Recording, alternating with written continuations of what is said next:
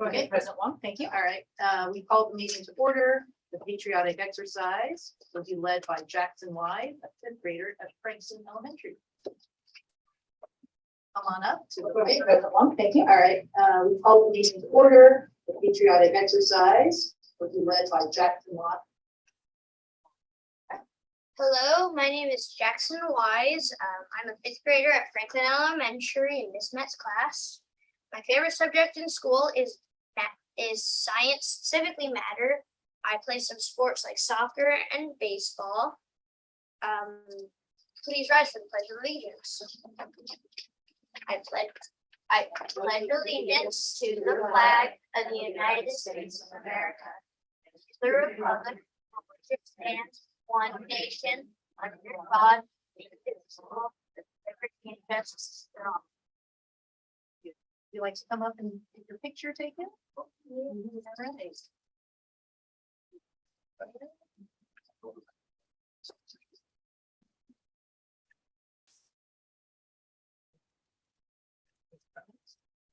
Ready? 1, 2, 3. We'll take one more. 1, 2, 3. Perfect.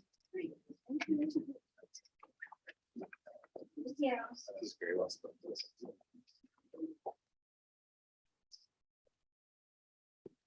Right. Move on to roll call. Lisa Mudd. Here. Elizabeth Kendall. Present. Doug Brown. Present. Dan DeVoy. Present. Florence Long here. Item 4, approval of today's agenda. Is there a motion to approve the agenda? I'll make a motion to approve the agenda. Elizabeth, second. There's, Doug will second. All those in favor? Aye. Item 5, approval of minutes from August 30, 2022. Is there a motion to approve those minutes? I'll make a motion to approve the minutes from August 30th. Thank you, Lisa. Is there a second? Second. Thank you, Doug. All those in favor? Aye. Public statements related to agenda items. At the discretion of the Board of Trustees, the public may address the board on non-agenda items and/or agenda items. If you choose to make a public statement, you must be present at the meeting and complete the blue request to address the Board of Trustees form and provide it to the superintendent's assistant. Please note that comments are limited to 3 minutes. The board president may increase or decrease the time allowed for public presentation depending upon the topic and number of persons wishing to be heard. If your comment is on an item that is not on the agenda, then you will be asked to speak during the public statements related to non-agenda topics at the end of the meeting. If your comment is on an item that is on the agenda, then you will be called on to speak at the time of the agenda item. Item 7, union statement. Is there someone here today from BE? From the No? Okay. So we'll move on to item 8, statement of principles. Kind of excited. That was my first pledge of the United States citizen. Wow. So I think everyone knows me. I'm Jude Lawrence. I'm the principal at Franklin. We have a big frantic contingent in the house this evening. Welcome, everyone. It has been a great start to the school year. Smooth transitions all around, all the grade levels, and especially at BIS, we were thrilled that that sixth grade transition happened so well. Amazing back to school night everywhere, all across the campus. It was so fantastic. Back all together in person on campus, just thrilling, heartwarming, and also extremely useful. We managed at Franklin to get 27 new volunteers signed up and fingerprinted, but that was we more than doubled the number that we originally had, so that's very, very cool. Super happy also to be having people on campus helping out, lots more volunteers around in classrooms and in libraries and at lunchtime. And we've managed to get all 3 of our new supervisor positions filled at Franklin 2, which is super exciting. Day for children at lunchtime is always great.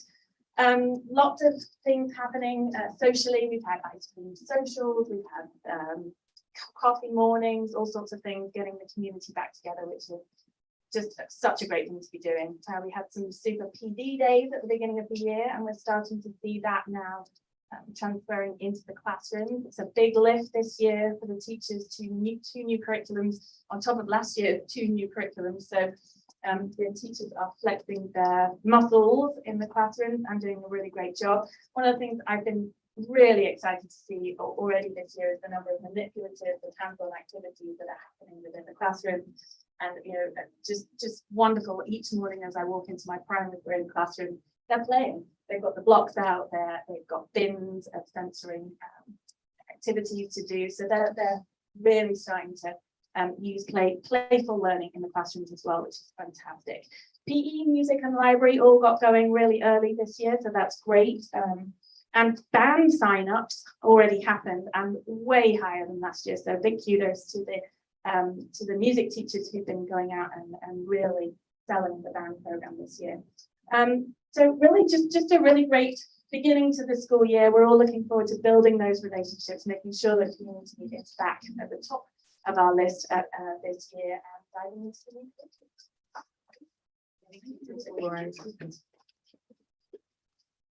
All right, statement of our superintendent. We have a very lengthy agenda this evening, so I'm going to forego a lengthy commentary. I've told everybody how positively the beginning of the school year has gone. I just heard that echoed by Principal Lawrence.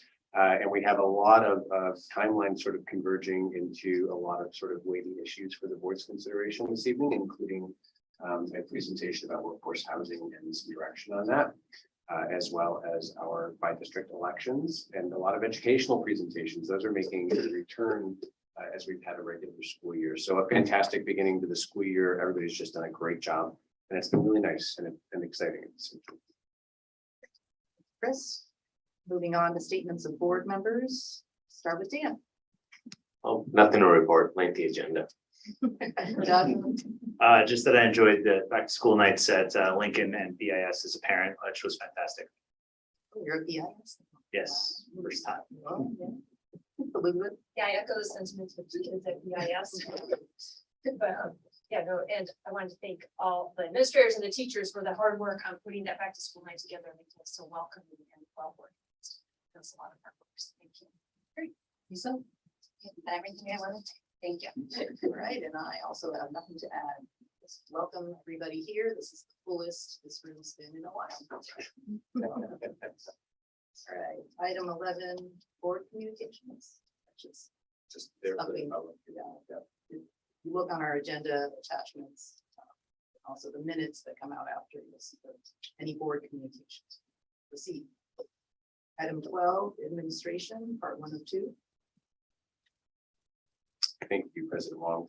So this evening, we welcome the president of BCE, Jen Faber, and the executive director, Angela Popsky, to do their annual presentation of the check for the 22-23 school year to Burlingame School District.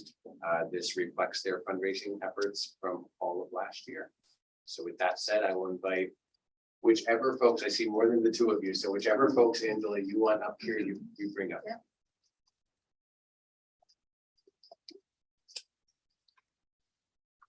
And we brought our board. That's great. And before I forget, I'm gonna pass this to Amanda. Unlike the big check, which they don't like, I get the real. You get the real important. Go ahead. Pass it around.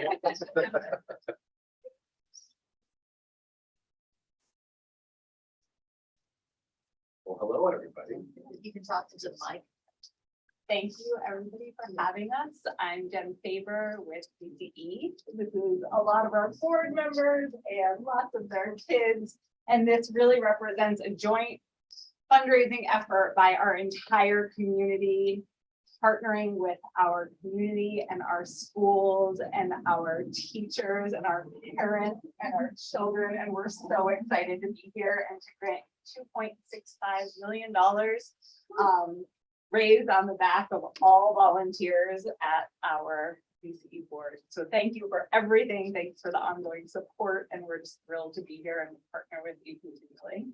And I love that Principal Lawrence, some of the things she covered, the music, the PE, the band, the professional development, all funded with this 2.65 million. And I'm so happy to hear that it's going so well this year.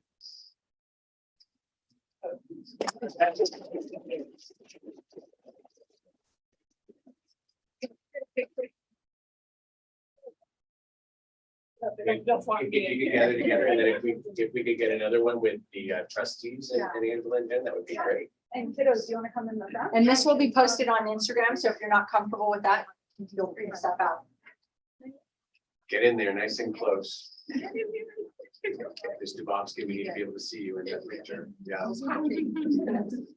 Okay, I'm gonna take a couple. Ready? Okay. It's okay. Look at me though, okay? 1, 2, 3. One more. 1, 2, 3. Just in case eyes were closed. Thank Trustee. you. Jen and Angela. Oh, yeah, back here. And with us. Yeah. Yes. Can we come behind? Yeah, just hand me that. Can you get it around all over through there? Oh, it's sturdy. Well, it's less. when I've you never use seen a it. live.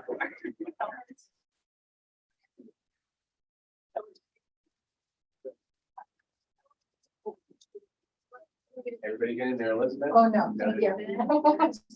Nah. I don't want to be in it. We'll get this one. Yeah. 1, 2, 3. Do one more. 1, 2, 3. Perfect. Back. I heard that more than a request. Okay. There you go, you can squeeze it. There we go. Okay, 1, 2, 3. 1, 2, 3. Perfect. Awesome. Thank you. Thank you. Yeah, thank you. Yeah, the new check of my walls. Oh, yes, we have a new check for the public. Yeah. Gonna keep- We just have You'll replace the old one. I like being back in person. Thank you. Yes, Jen. There were 2 slides, but it's more for your information and we don't need to. You don't want to? We can if you have time. It's your call. Yes, okay. I mean, you did just give us a check for it. If you want to show 2 slides, then, you know, at least we can do.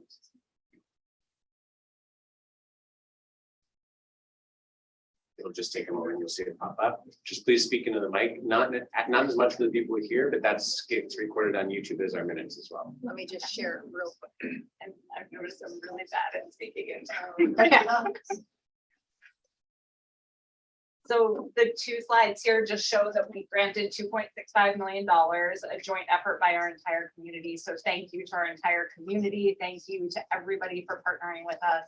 And really, it's just breaking down the teachers that we're paying. We're really excited to be covering physical education and music and mental health specialists in smaller classroom sizes for our youngest classes, and also languages at BIS. And if you scroll down, there is just our new lawn sign. Please, we start our fundraising again July 1st at $0. We would love for people to participate. Please volunteer. Please participate at a dollar amount that's meaningful to you and your family. And join us in our We Are Burlingame, We Are BCE efforts. So thank you again, and thank you for having us. And your initial fundraising events this year, I believe your gala is November 5th. This year, you've changed it to being a fall event, and what else should be announced? I think for right now, November 5th. Is the Yeah, big- again, if you have live auction items, we would love to hear about them. We also are just underway in our fall drive fundraising effort. So we're really partnering with our schools, PTAs, and trying to be where everybody is. So thank you. Great. Thank you so much. Thanks, Jen, and thank you, BCE board. I know it's super scary to start at 0 after so much work last year, but I think the whole community is behind you, and we're certainly very supportive, and please ask us, you know, what we can do to help. Thank you so much. And you guys don't have to stay for the whole meeting. If you don't want. If you want to. Okay, item 13, study session, workforce housing presentation.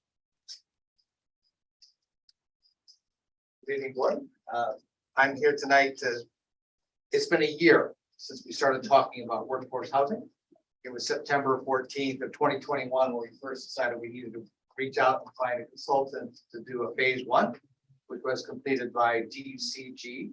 And DCG Strategies then has done phase 2, and tonight we're here to present phase 1 and phase 2 summary with some market analysis and look for some next steps. The presentation tonight will be from Lauren Jennings, VP of Operations, and Landis Graydon, the CEO of BCE Strategies. I'll be behind should there be any questions, but they have a pretty detailed presentation.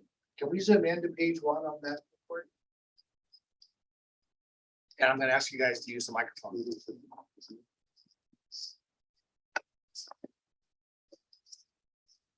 Awesome. Well, thank you, Tim. Thank you for having us.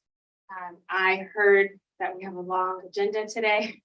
So if I do have a detailed presentation, feel free if you have questions. Obviously, I'll have natural pauses at certain portions of my presentation for questions, but feel free, obviously, just to stop me on any slide as we move forward.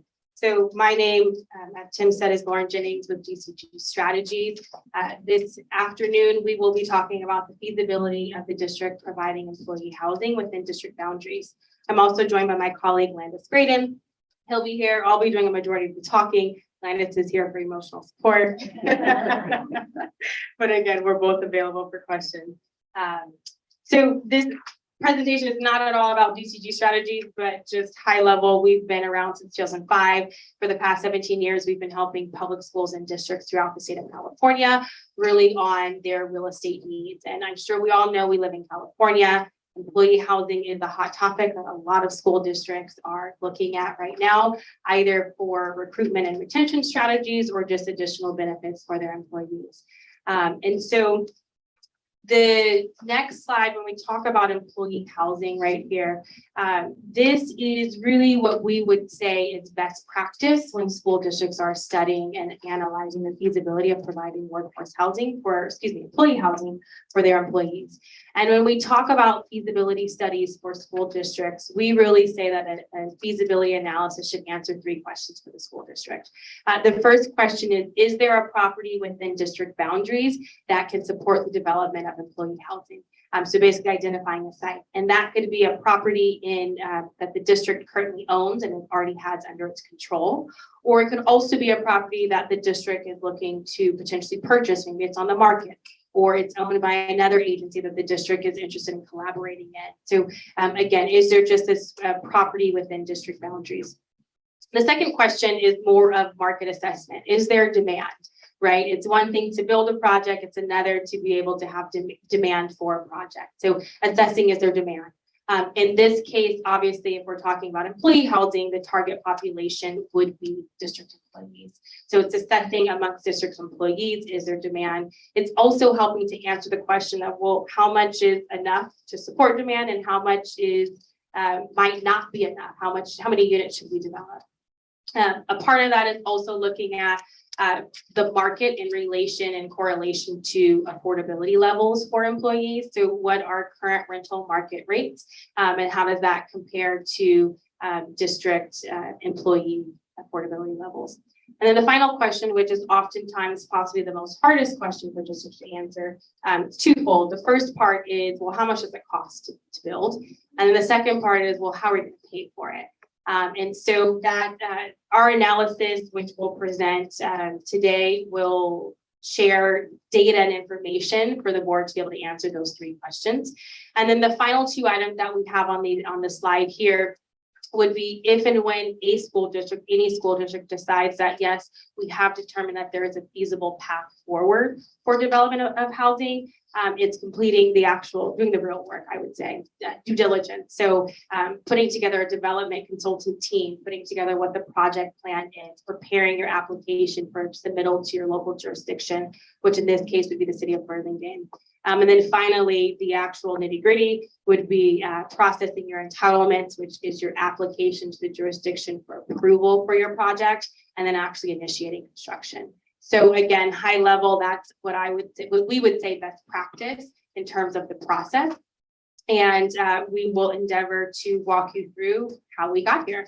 And so when we move to the next slide, this is just a high level of the work that we've been doing. As Tim stated, we've been engaged with the school district really for the better part of the year 2022. We started at the beginning of January, and our work has been over 2 phases. And so the first phase, we always say, is really determining, is there a there, right? We would hate for a district to spend resources and only to come out and say, well, actually, you can't do it. And so we typically will break it up into 2 different phases. The first phase that we looked at was determining, is there preliminary development capacity? And so we completed site assessment and land use analysis. Prior to our team being hired, you as the district had pre-identified 3 sites. And so we looked at those 3 sites. And we'll get into this a little bit later in the presentation, but I just wanted to make it clear that we did not do any physical soil study. That typically is a part of that due diligence section. Once we determine that, yes, there's a path forward, and yes, we want to spend the resources because those can get pretty pricey. So the preliminary development capacity was based on local land use regulations. Basically, does the zoning and general plan from the local jurisdiction allow for housing? We reviewed contextual influences around the surrounding areas. We had informal conversations with the local jurisdiction. So in this case, the city of Burlingame planning staff, excuse me. And then we also reviewed development patterns within Burlingame. So moving on to the next slide, it's hard to see here, but I will talk through it. We did complete an online employee survey. The survey was created and managed by our team. It was distributed internally via district staff, and the survey was sent to all 288 current employees. It was available for a little less than 2 weeks, and we received 88 responses, which is representative of a 31% sample size. We typically say, anything above 25% is a great sample size. Obviously, the more the merrier, but anything over 25%, traditionally can be indicative of representative of the total population.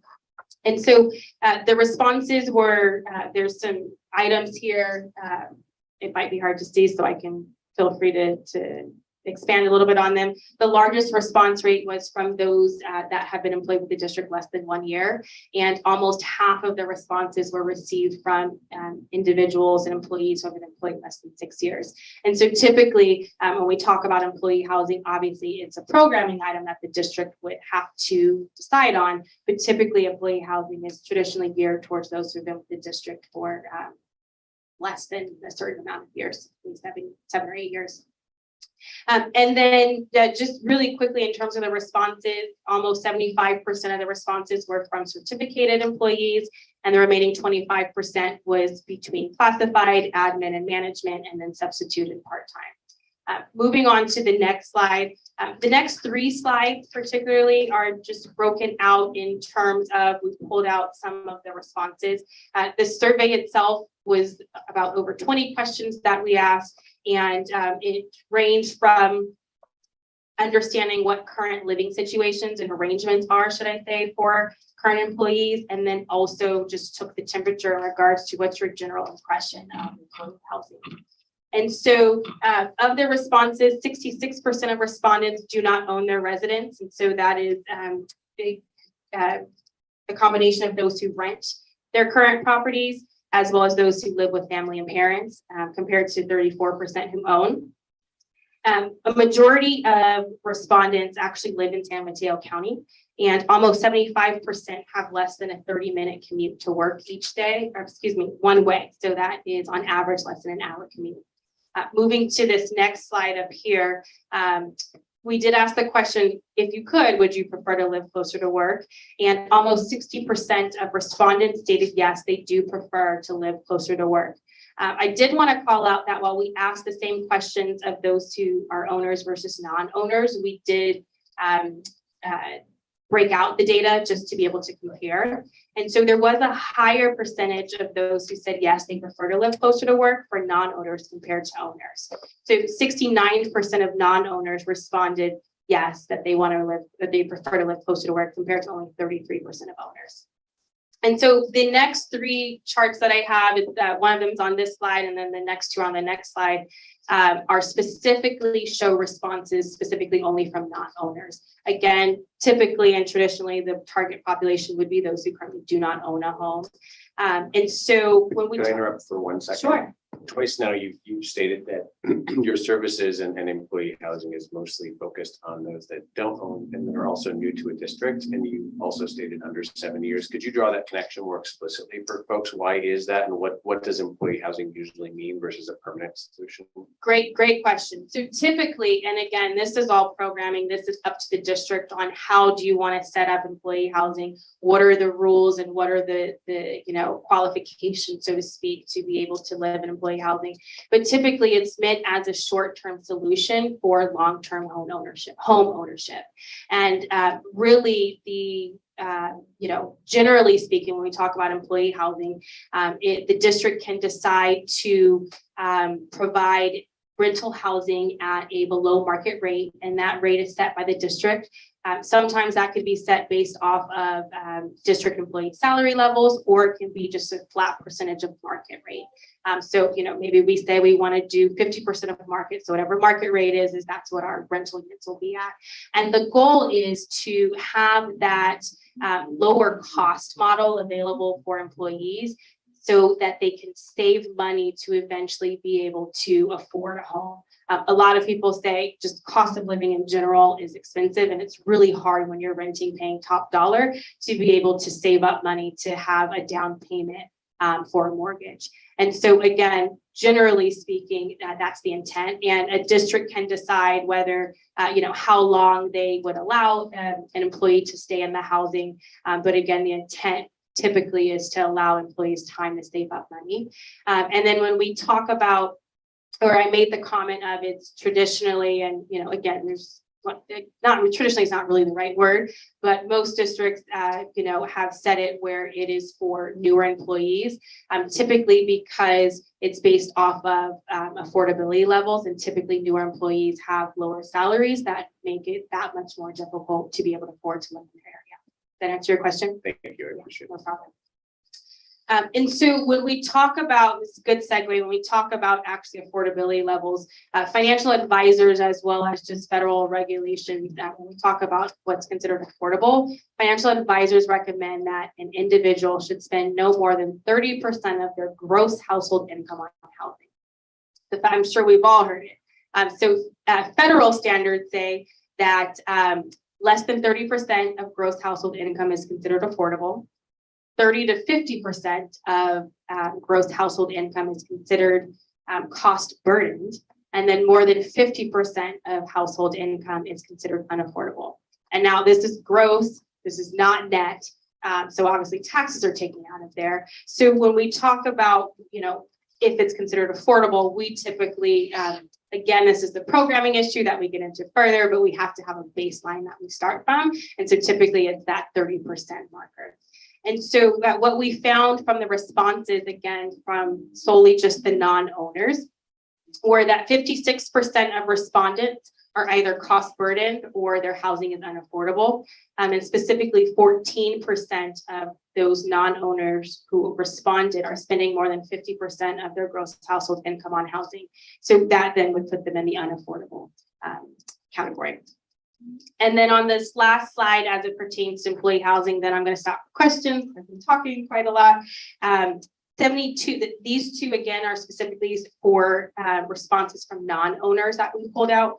72% have a positive impression of, general impression of below market rate employee housing. And almost 75% of those non-owner respondents are interested, have some level of interest, should I say, in living in below market rate and new rental housing provided by the district. So I say all that to say that obviously, again, this was a 31% sample size. However, from the responses that we did receive, the survey does lead us to believe that there is general demand for employee housing. Again, assuming the sample size is representative of the population, there is a high level of support for housing just in general. So I'll pause there for questions in regards to the survey, any clarification that might be needed. I'm curious how, I agree, it sounds like it's well supported, but compared to other projects that you work on, is it about the same or more or less? I mean, what's the confidence level? Yeah, it's about the same with other districts. And which is why we typically pull out owners versus non-owners, because in one of the responses, it included everybody, and typically, non-owners might have a different impression, whereas owners might have a different impression than non-owners. So what we recently completed a similar survey for a district not too far from here, and the response rate and percentages were generally the same. Thank you. You're welcome. All right, shall I move on? Okay. So the next slide here, so we talked about market demand, right? That was one of the questions of is there demand? So this next few slides really talk about, well, is there a property within district boundaries?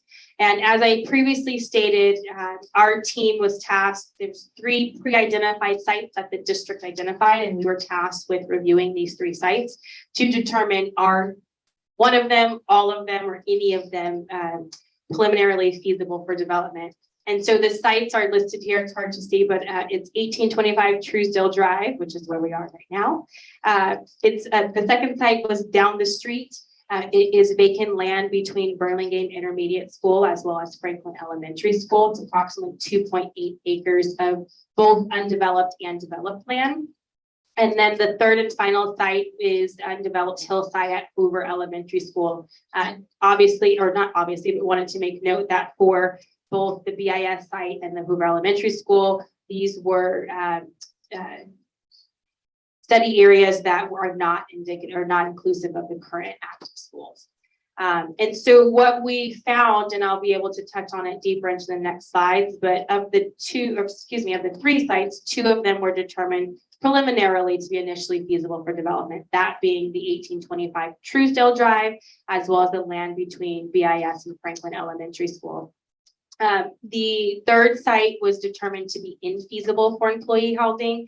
Again, that's the 4.5 acres of undeveloped hillside at Hoover Elementary. While the site itself is currently designated to allow for low density housing, it is significantly sloped, as well as there are some potential access constraints that need to be mitigated. And so because of that, as well as again, the designation already for low density housing, we determined it was preliminarily not feasible for employee housing. That does not mean that you cannot develop single family units there. However, just based off of employee housing and typically the type of housing and cost associated with it, we determined it was infeasible. And so the next slide is where I'll go into just specifics on the 2 sites that were determined initially. And again, I always have to give a caveat when I say preliminarily feasible. That does not include, we did not do any soil studies, we did not do any engineering. This is specifically just based off of local land use and informal conversations with the city. So 1825 Truesdale, we determined it is preliminarily feasible to build a maximum of 22 units on this site. And that's based on a couple of different items. One key constraint that was discovered is via the preliminary title report is that this property contains a easement on it that prohibits development on approximately 1/3 of the site. I see people shaking their head. It seems like you guys know that. And so it's basically, you can see the result of the easement right now. So where we have the open surface level parking is where the easement is. Therefore, there's some development there, and the development area is limited to really where the current office is right now. The current zoning already allows for high density residential, which is a positive, meaning we do not have to go through a zone change or general plan amendment, which can add significant time and cost and resources to a project. And it allows for up to 140 units per acre with tier 3 development. I'll stop there because 140 units per acre sounds like a lot, but that is again for 1 acre. This property is 0.03 acres. And then also too, we're also limited by only being able to develop on 65%. It's 0.3 or point, I think it's 0.3, right? Yes, 0.3 acres. And so while 140 units is per acre, we would then have to deduct that based off of what we can develop. And so we, together with the district program manager DTA, we did put together some preliminary capacity studies, which we'll be able to show on the next slides. But just for context, with the 22 units, which again is maximum capacity, the final site plan, if you did choose to move forward, could be less, 19, 20, 21, but we said preliminarily up to 22 units. You're looking at a roughly $811,000 cost per unit, which is a little high. And you're looking at just under $18 million construction costs. The reason for the high number is based off of a couple of different items. One is the type of construction that's needed. It's going to be an expensive type of construction, particularly podium construction, which I can get into if you're interested. But then also it does require below grade parking. Right now we have 13 surface level parking spaces based off of the amount of parking needed per unit. We would need more parking. And so the only way is if you can't do it on the ground, you got to go below ground. So below grade parking is a significant cost. It's typically reserved for projects of larger scale. But with that, we were able to get to the maximum of 22 units. And so the next slide here will show but it'll show a portion of the capacity study. Again, that was completed in collaboration with DTA. We have it right behind us. And so you can see here, we have a 6-story building, maximum of 22 units within that 6 stories, a total of 28 parking spaces.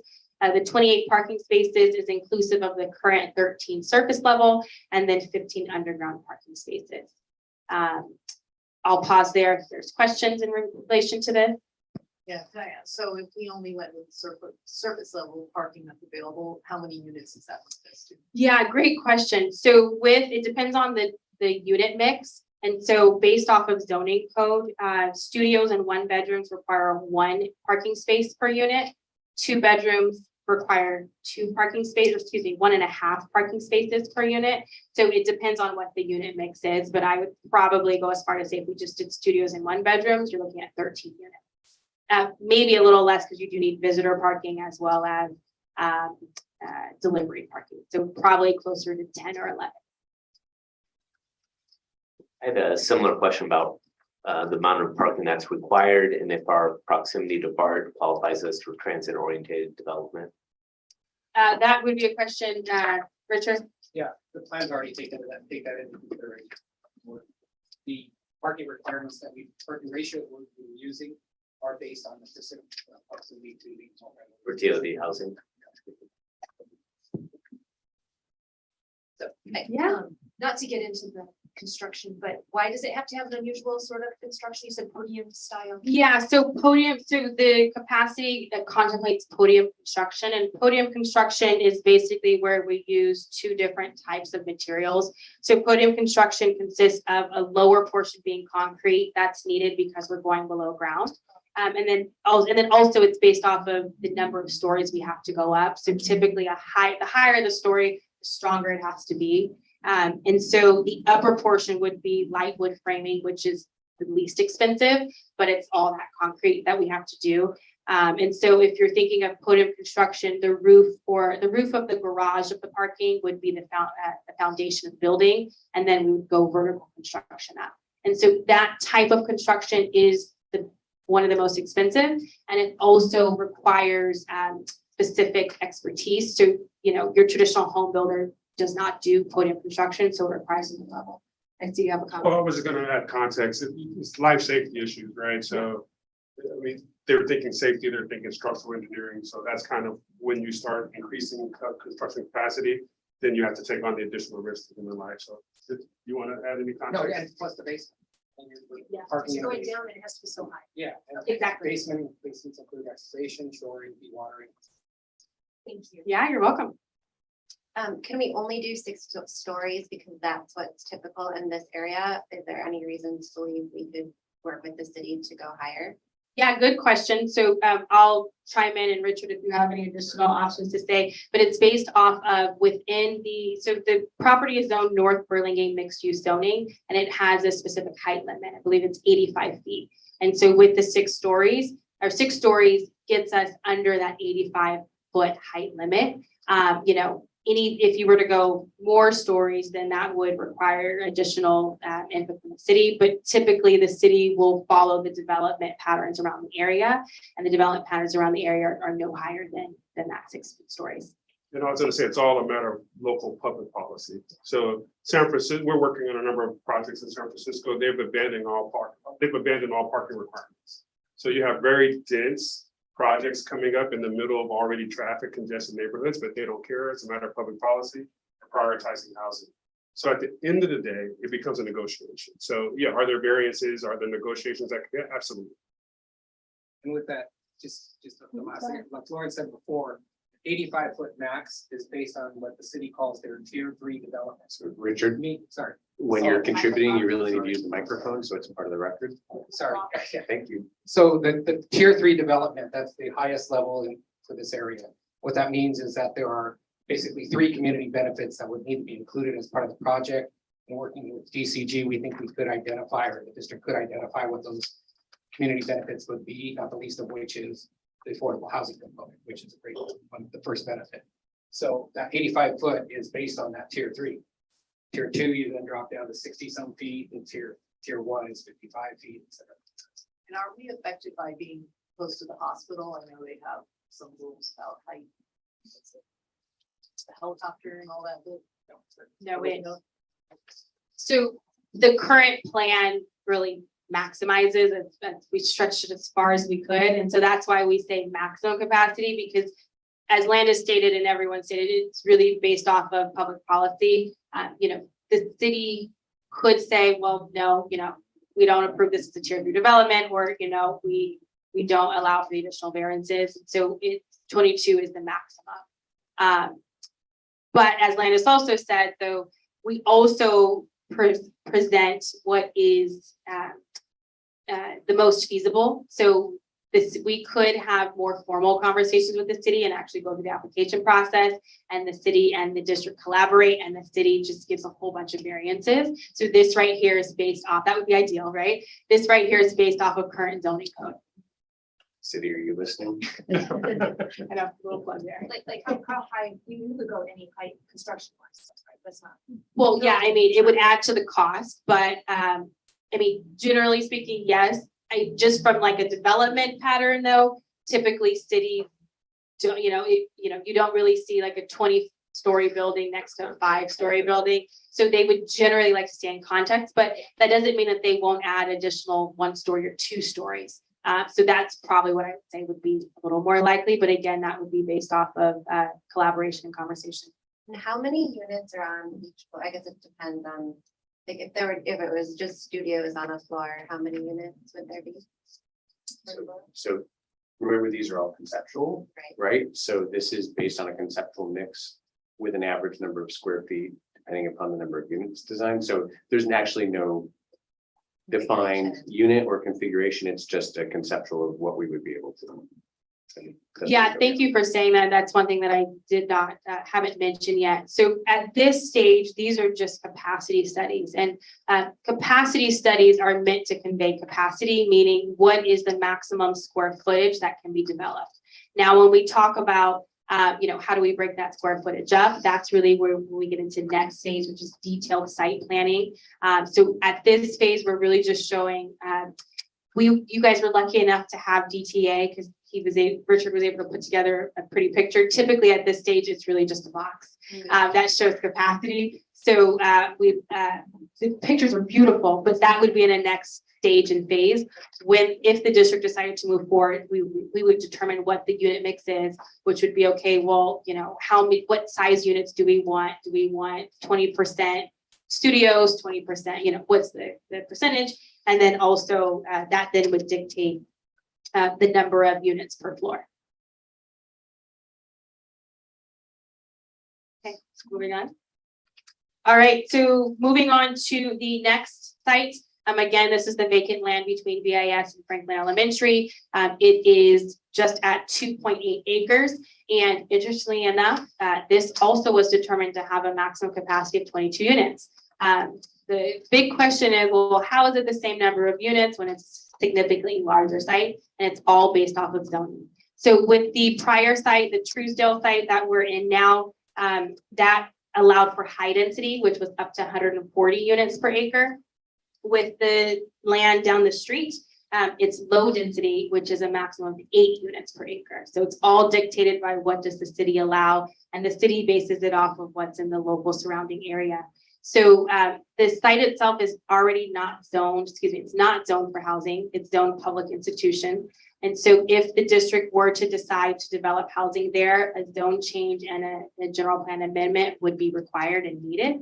And so typically when you look at development and you want to know what's allowable in the area, you look at, well, what is next door to us? Like I said, cities have development patterns. And so this site is surrounded by R1 low density residential with a hillside area overlay, with the hillside area overlay basically just the fancy word for saying that we want to protect the views of our neighbors. And so assuming that the city, not assuming, should I say, understanding development patterns, it's likely that the city would allow for a zone change to be consistent with the surrounding zoning, which would put 8 units per acre. And so you do 2.8 acres divided by 8. That's where you get the, no, I did my math wrong. The 2.8 acres, yes, times 8 units is where you get the 22 units. And so with this one, it's a different type of construction. You're doing at-grade construction, which is basically ground level construction. It's your most simplest type of construction.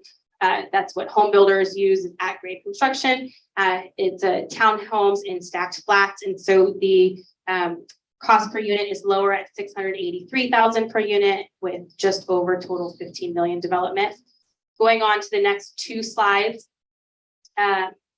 This first one is just a high level overview that shows generally the area that we're referring to when we say 2.8 acres. Again, it is a total of 22 units. It's consistent of 12 2-bedroom townhomes and then 10 apartments or stacked flats. And then the next slide really just shows elevations. We thought this was important to call out because once again, we talked about how it's next to the hillside area. The main requirement, hillside basically restricts construction that blocks views from your neighbor's living rooms or main living quarters. And so we were very clear or DTA, should I say, was very clear to make sure that we did not obstruct any views. And so this just shows the ground view of that. I'll pause here for questions in regards to this site. Yeah. So I guess I'm confused. So if it's R1 zoning and then stacked flat, so you actually have 2 units on a Good question. Yeah. So one thing, and these were informal conversations with the city. So when I say informal, it means nothing. You have to really submit a full application. The city has to approve it before it's ever approved. So informal conversations. We did 2 different unit types. So like I said, 12 townhomes, and then the remaining 10 units were stacked flats. One, to keep construction costs down, but then also 2, and that's a great question to note if we want to get into the sort of the nitty gritty, is that right now the R1 zoning designation only allows for unattached units. So obviously with the stacked flats and the townhomes, those would be attached units. And so via informal, and I stress informal conversations with the city, we left the conversation with the understanding that the city is open to further conversation to allow to either amend this site in particular or just school sites in general to allow for attached units within the R1 zoning. So yes, to answer your question, it's 2 different types of units. When we say stacked flats, it's 2 stories, I believe, Richard. And that was why we showed the elevation that it still does not block the view. So each floor is a dwelling. No, so it would be very close to like an apartment building where it's 2 floors and each unit would be on 1 floor. Sorry, to clarify, so the townhome description is a multi-level, Yes, for the town. single residence, right? So the Attached. townhome units attached would be one unit, but on multiple floors. Right, just goes up. Right, Yeah. versus the stacked ones would be apartment style, one on top. of the other. So it'd be a mix of both. Clarify. If you want to go back, flip back to the site plan real quick. Again, we're probably getting into more detail than we need to, but the units that are along facing Franklin, that's where we were showing the townhomes. So those would be split units up and down. A unit, like a townhome unit, you'd have a portion of your big space below with the rest up above. The other area, that's sort of that area there, that's where we're showing the flats. So 2 stories of flats like apartments like this. So the estimate of 22, is that based off the informal discussion? Correct, it is. And it's based off of, while we have a lot more space than more than 22 units, it's based off of the zoning. We can only do 8 units per acre. So if they didn't allow the attached, like they changed it to housing instead of institution zoning, but still didn't allow us to do attached, would it lower the number we'd be allowed? It wouldn't, I wouldn't say it would lower the unit, however, it would potentially change the development cost. Because single family units are just, they're more expensive than Twice as many walls now. However, again, with the conversations, one thing that we did learn just in general, the city is very supportive of the school district building employee housing if you so chose. And the city expressed their sincere interest in collaborating to support the district as much as possible. And so that was a point of conversation that we did have, and they were open. Me saying they're open to it is just to be careful, but they were open to it. I had a similar question. So if the zoning was changed to allow housing, is there any chance that that same zoning could be high density? No, it would have to be consistent with the R1. Low density is all. That's not up They for were, variance. they were very clear on that. Okay. So we also need to be careful, the city can't get into spot zoning, which is specifically doing something just for the school district.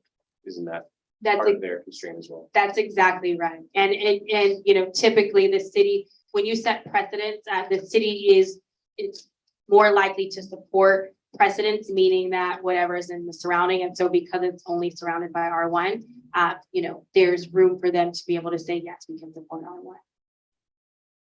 And then also too, because of the hillside overlay, I don't even think high density would be allowed because it would block the view from the neighbors. Okay, I think we're gonna move, so we're doing time check here. Okay. So we're at the very end here. I know this was a lot of information. Thank you for sticking in here with us. So based off of our analysis, there's really what we saw of 3 options for the school district. Option A would be to develop at the district office. Option B would be to develop at the vacant land between BIS and Franklin Elementary School. And then option C would be to develop both sites. And so this chart here really goes up and down in terms of what those costs are associated. So obviously for option C is the total of the development cost for option A and option B. There could be room for economies of scale. However, they're 2 completely different projects. You could potentially find a developer who can build both, but more than likely you might want 2 separate entities to develop them because again, it takes different skill sets and specialties. And so again, option A, between option A and B, it's the same number of units. Option A has a higher cost per unit. And so for C, it's blended between the 2.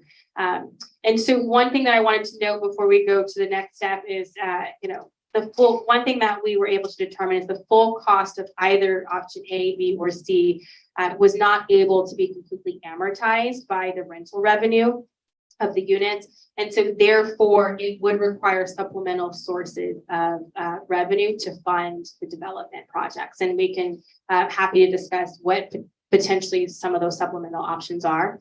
And so of note, we were made aware that the school district has set aside approximately $10 million of tranche 3 funds towards the development of housing if you did so choose to go that route. And so each of the options then lists what the potential financing gap would be. once those funds are applied. One potential option that a lot of school districts use for funding employee housing is what we call certificates of participation, also known shorthand as COPs. Certificates of participation are basically similar to tax-free bonds that a school district can issue, and they're paid back annually by the school district to the investors. And typically, well, not typically, the payments are paid via the rental income that the school district would receive from the units. And so in an ideal scenario, we would have enough units where the rental revenue is able to fully fund the COP and close our financing gap. In this case, because we're looking at a blend of low unit counts as well as high construction costs, even with COPs, if you chose to go that route, there will be additional funding sources needed. And so we have here with option A and option C, and I do want to make sure we're clear, these are very conservative numbers. For some of the COPs, the district could get more. The COPs were based off of using rental rates and revenue between 45 to 70% AMI. That's a programming issue the district has to decide on. We took the annual revenue, subtracted approximately 30% of operating costs. And this is getting nitty gritty, but it's a 1.2x debt coverage ratio. We used a very conservative interest rate of 6.75%. Nowadays, you don't know what it could be. So, with a lower, and this is a 30-year term, so with a lower interest rate, potentially you could get more. But again, this is a very conservative forecast for us. And so those are the three options here. And then the next two slides are just summary and potential next steps, and then I'll answer questions and be out of your way. So I started the presentation with really an analysis should answer 3 questions, and we have endeavored to, or I believe we have answered those 3 questions, provided data for you all to answer those questions. So the first question was, is there a property within district boundaries that could support development? And we determined yes, of the 3 sites studied, 2 of them preliminarily can support development of employee housing. So that checks that off. Next question was, is there demand amongst our target market? And we answered that question, I believe, so to speak, in terms on based the results of the survey. There is reason to assume adequate demand for either 22 units or 44 units. 44 units is representative of 15% of current employees. And then finally, I stated this is probably the most difficult question to answer. We answered the financing question of how much does it cost, but really, part of next steps and homework is putting together a financing plan, if you so choose, of how we're going to pay for it. And so if we were, the last slide, if we wanted to potential next steps, just, for consideration, is really where, like I said, we get into the hard work of it all. If the district decided that, yes, we want to go forward and yes, we see a path towards feasibly developing housing, next step would be formal due diligence, where we put together a development consultant team. We study the soil, we bring in engineers, we do formal architecture and site planning. And a part of that simultaneously would also be determining and solidifying a financing plan. So we talked about supplemental financing strategies will be needed. That could be any one or any combination of COPs, which I talked about, conventional debt, a general obligation bond, so going out for a GO bond, as well as sale of surplus property. So if the district had potential surplus property, then those funds could potentially, property could be sold and used to fund housing. And then the last 2 bullet points are when we talk about the actual development, putting together planning documents, going through entitlements, and then actually constructing the project. So questions, I'm finished. I think you've heard a lot. I know this is a lot of information, but really our goal was to provide you with information to be able to make an informed decision. Yes. At 15%, if we were considering 44 units at 15%, is that pretty typical with other districts too? Yeah, I don't have the exact numbers, but we recently, as you may know, Jefferson Union High School District recently opened units in April. They did 122 units, and I don't have on the top of my head their exact number of employees, but it was close to 15 to 20% in terms of what their number of units translated to. And it's really, I would say there's no right or wrong answer to it. It's really based off of demand, I would say. It's not possibly the worst thing to develop housing and not have renters there, because you could potentially collaborate with other entities. But it's really, again, if the primary purpose is for district employees, making sure that we have adequate demand to support. I wanted to ask about the project costs with escalation. You said that it's conservative in terms of the dollar amounts, and the per unit amounts, look like a lot, but I guess the question is it $2022, or have we escalated we're going to start construction 2 years from now, and how much contingency? Good question. So we did build a contingency, understanding, so there is about like a 10% contingency in those numbers, understanding that we're providing them now. But even if you decided today, we won't start for another 2 years or so. So I would say these are based off of 2023 dollar amounts. And when we say that they are preliminary, nothing is ever final until we actually get bids in hand. But generally speaking, I mean, in pandemic, there's construction costs have just skyrocketed. So it's really hard to say, but pre-pandemic, what we saw is about a 10% increase in construction costs year over year. And so we've built in potentially that 10% for next year. The hard part is just that pandemic just blew anything out of the water. But yes, they're very conservative. And our hope, our goal is always to give you something that's too high rather than something that's too low, because that's just really hard to plan for. Questions? I had a question about the tranche 3 funding, the 10 million. Can you go over the sources of that? That would be a Measure O. Tim question. Currently in the program for the Measure O bond program, we're carrying $10 million towards this project. And Measure O specifically allows us to use those funds for new. It's in bond lane, correct. Workforce housing. So just so that trustees are clear, when we talk about bond budget, Measure M, Measure O, PQ, or whatever the budget is, right? They're budget estimates, and remember that the revenues that we're going to receive from the sale of bonds still doesn't cover all the work in the tranches 1, 2, and 3. So if we do decide to move forward, if that's what the trustees want to do at some point, and they do want to commit bond funds, then the conversation also still needs to occur. What else called out in the bond does not occur, because we're using the funds there. So just to be clear, it's not like it's specifically set aside for this. And is that conversation today or in the future? No, the first thing the board needs to figure out is what they would like to do now that the analysis has been done. So then specifically tonight, staff is looking for you to direct us what you would like to do for next steps as a board, and then that will determine what we do next. Yeah, thank you. I had another just kind of general question. I'm not quite sure how to word it, but how do we reconcile in the budgeting the fact that we do turn a profit, and the profit is for below market rates, but then it's used to pay back what we owe. In other words, we need to make a profit to pay back, but we also can't raise these prices because it's below market housing for our employees.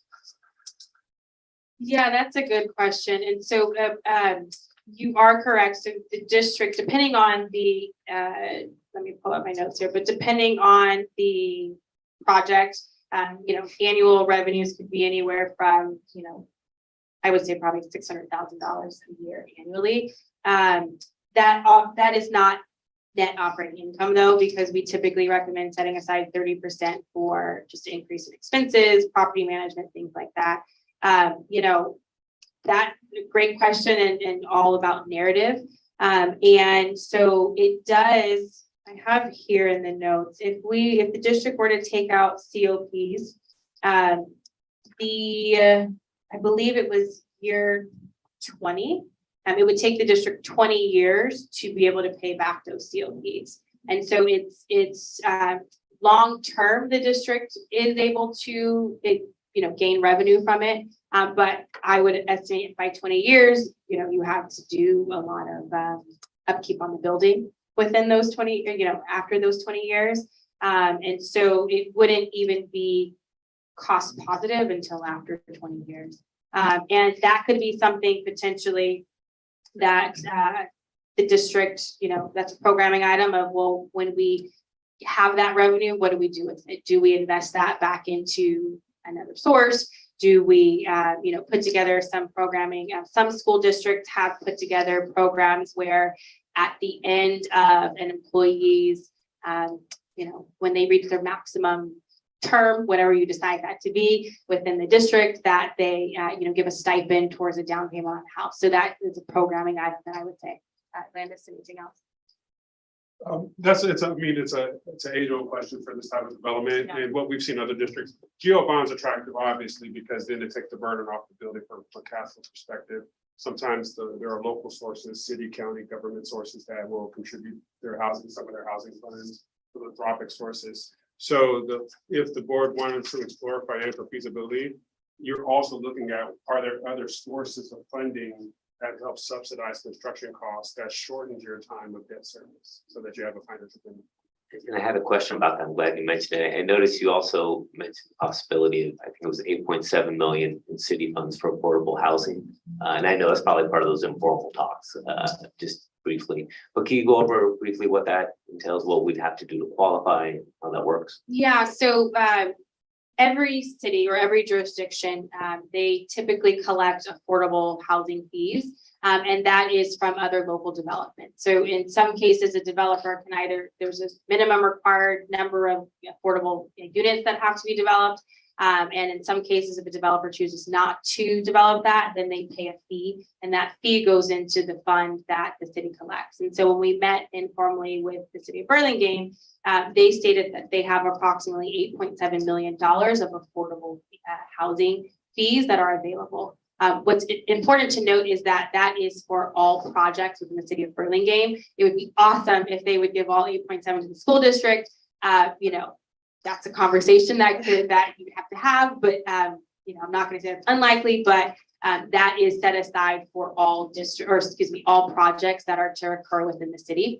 And they give that, it's set up, the way it's set up is it's set up as a loan, but generally it's more of a grant, but we want to give the details, but they set it up as a loan that the district would then have to pay back. But so when we had conversations with the city, one thing that they made very clear is that, yes, we have those funds. However, we have not discussed what we're going to do with them. I think they said we met with them maybe in June or July, and their meeting wasn't until August 15th. And so they likely have had those conversations now, but they made it very clear City Council has not given any direction on what they want to do with it. So we have it, but we're not saying anything. And that was the response we received. But that 8.7 is currently being held, theoretically growing, and is added as developers come in, and they have to spend it on affordable housing at some point within a fixed amount of years, or they can hold it in perpetuity. Or yeah, oftentimes those funds are competitive, and so it's a conversation. It's really it's the city council saying these are projects that we care about, these are projects that we support. So it's reasonable if the district said, hey, we want to be in that conversation, we really would like an allocation of those funds, and also figure out what the future projection looks like as development transpires, that fund increases. And so it becomes that type of a partnership collaboration conversation. And so a lot of affordable housing developers will chase cities or jurisdictions that have funding or future funding to get in line to getting to have those conversations. so we would be in competition with other private developers and nonprofits potentially looking to build housing. Right. So it could be homelessness. It could be however they decide it. It could be other type of program, first-time homebuyer program. So it's really I'm assuming brainstorming, visioning. How do we have the best social impact for these dollars from a housing perspective? And the district has a very compelling, workforce housing and all the other measurable benefits of retaining educators in the community and the benefit and the outcomes that are impacted as a result of that. So you do have a narrative that I think is very compelling, just from our travels around these conversations. But it would be a conversation that you enter into in this policy. Yeah, and then just so I understand, theoretically, then the competitors for these 8.7 do include private developers who are looking to subsidize their costs to build like affordable below rates with the city. I Or would, no? typically it's the nonprofit or Okay, private nonprofits. developers. The private developers are the ones funding. Got it. Okay, And they're the ones paying that tax, if you will. thank you. You're welcome. I think one last point on that also is that the city is also looking at workforce housing. Yeah. You know, It's currently for being staff. built, right? For their staff, they're looking at, they're building affordable housing or senior housing over on the other side of town. But they're also looking, they've done their own survey of their staff for workforce housing. So the other possibility is partnership. Yeah, and that was a part of the informal conversation that we did have with city staff. And they did, when we met with them, the first that they received, got in the process was a survey of their employees. And very similar to your survey, their employees expressed interest in it. And they made it very clear again that they hadn't done anything else and no decisions have been made on if they even wanted to pursue it further. This is probably well beyond the scope of your conversation with the city, but are there any parcels of land that they've outlined for their own projects? So we did ask them that, and from the informal conversation, they said that they do not have property, but that was one of our first questions. Off topic, quickly, did the survey that the DSD staff took, highlight where the property, where the buildings would be placed? It did not. But they knew it was on school district plan. We just said within district boundaries, if the district were to provide below market rate rental units, would you be interested? We did not give any, I'm sure if they probably went through the board minutes, they could find out, but we didn't specify any of that in the survey itself. Can I ask a follow-up question on the demand? Because I was a little confused about something. One of the questions was, would you prefer to live closer to work? And 43% said no. But work is Burlingame, and the only sites, as you said, are Burlingame. So do I take that to mean 43% won't come here, or is that just if they have their preference? Well, so great question. I took that because it's all anonymous, but if I were to look at some of them, because all of the employees had the ability to leave general comments afterwards. And so a lot of the comments, some said, which is personal preference, are like, no, I already live close enough. I don't want to live, where I work. We heard that as well. We hear that in every school district, right? Some had, said, well, I like where I live now, or I prefer to live who's closer to my family where I am now.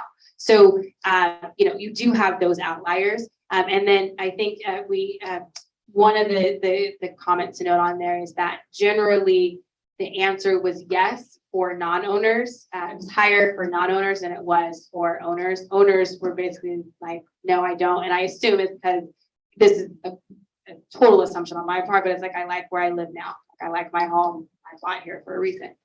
That's an assumption though. So if I look at the numbers on the survey, did I get it right? It's about like 45 people who said they were interested or something.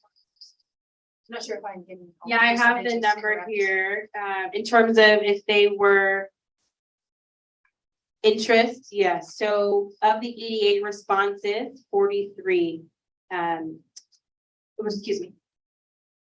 43 said that they were interested. So that's of the 88, but then of the 88 who do not own, 43 total said that they were interested.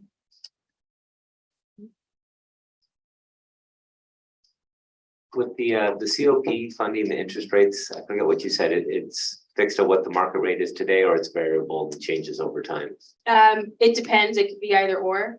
So we based it off of 6.75, which is extremely, well, I would hope it's extremely conservative, but we always go more conservative. So if, a part of next steps, if the district wanted to put together that financing plan, is when we would, we know that you guys already have a financial consultant, and so we would work closely with them to actually get some real live data. But again, that could change day by day. Is it similar to a mortgage? If you like the rate, take it, hopefully refinance for something lower, or sign up for fixed? It's yes and no. It could be either or. It really just depends on the current plan that you have. So just to be clear, from a financial perspective, COPs are always an option for a school district. As your fiduciary or as a CBO, would I recommend them? No. Right? COPs are guaranteed against the district's general funds, which is the money that we're supposed to be using to educate our kids and pay our employees. So the idea that we take out a loan or a mortgage, if you would, and we guarantee it against the money we're supposed to be using to run the school district, and we already know that we would not collect enough in rents to keep the rents reasonable for our employees, pretty much says that a COP is not a financially smart move in either direction. It's in here because it is one of the legal options for a school district to utilize. It doesn't mean that it's a good financial solution with the problem set that we're dealing with, which is why the board, in discussing whether they want to move forward or not, essentially what you're discussing is how much money in current capital project funds and in potential new GEO bond funds would you want to commit? So GEO bonds are the ones that keep us from being financially compromised by the decision. Yeah, I think that's a really important distinction. So COPs and conventional debt, we have to pay it as a district. It comes out of our budget to pay the interest and retire the principal. And we're seeing that these two projects together only really support, under these very, very conservative consumption assumptions, 8 million of debt. So the rest of that debt has to be funded out of our budget. So that's a big distinction versus GEO bonds, as Chris said, that are funded, voted on by the districts and funded with property tax, with higher taxes essentially on the parcels or on the on people's secured property tax bills. So we don't, it doesn't come out of our budget. So it's a huge distinction between, and in my mind, just jumping to some reactions, and maybe we don't need you all for our entire discussion. It's been going on for a while, but how to pay for it is the most challenging thing. I mean, this obviously would do a lot of good for us to be able to build housing for teachers and attract and retain teachers and staff from all over the country, potentially not just people that already live here and are used to the high prices, but we could recruit from other places when we need to. Has a huge benefit, but it's very expensive and the cash flows don't support the amount of debt that it takes or the amount of construction costs. So we just have to get comfortable with either, are we going to go out for, are we going to find another source of funding to help support it? Is my initial reaction from reading the report and the presentation. That's correct. Any further questions from trustees for DCG? So I do want to thank you both. I know that I can be a little demanding, and you guys went every which way and did a fantastic job. I don't say that often, but especially with the financial background of being very concerned about the district's finances, you did a great job. So I really appreciate it. Your report is incredibly thorough. I appreciate the flexibility. Awesome. Thank you so much. Thank you. Yeah, it's a great report. Thank you. Thank you. So are you still doing stuff?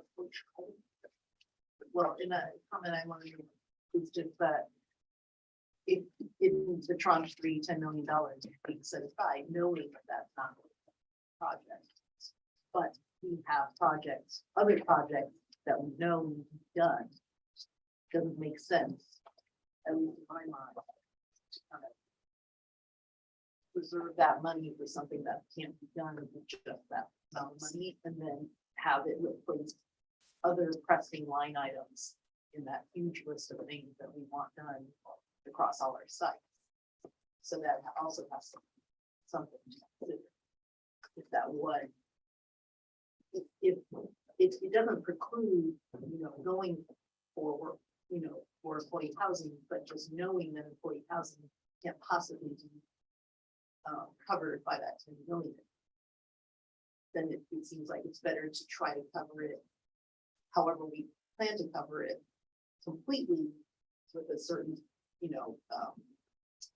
path, and then open that $10 million to all the other things. Back into what we had originally allocated it for. Well, no, I think that's what it was. I mean, right now, it's all theoretical, right? All these tranches and all these line items. We are always revisiting what makes sense, just like we had a discussion about the sunshade, the AC and all this, like, it's all moving because of our environment and what's happening. So this is also a conversation to have for when we get to that money and when we're going, what we're going to use it for. So I think that that's also something to take into consideration when we talk about using it. Instead of like 13, you go from full amount, like for labor months, I go right. But Yeah, I think it comes down to priority of projects, right? It's tough, like what's more important, the projects that we've already identified for this new potential need to build housing. But I also want to be able to complete a project. Right, yeah, we have to identify all the money, not just Yeah. a third of it, yeah. Exactly. So I would like to go ahead with some steps. That would be-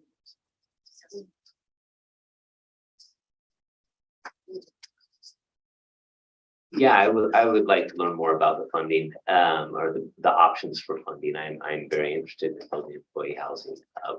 But trustee Wong brings up a good point, in terms of taking from one bucket to pay another opens up other issues. I am not particularly interested in some of the debt payment options, discussed earlier. I don't think that's long-term healthy for the district. I think we just got out of some budget problems, and that could cause more, but we're still in the preliminary talks of that, so I'm still open to it, but to be frank with all of you, that's not my first option to do that. I would like to learn more about accessing the city funds. I would like to discuss more the possibility of GO bonds to pay for this project, and to include possibly the sale of this parcel to fund in part the BIS project.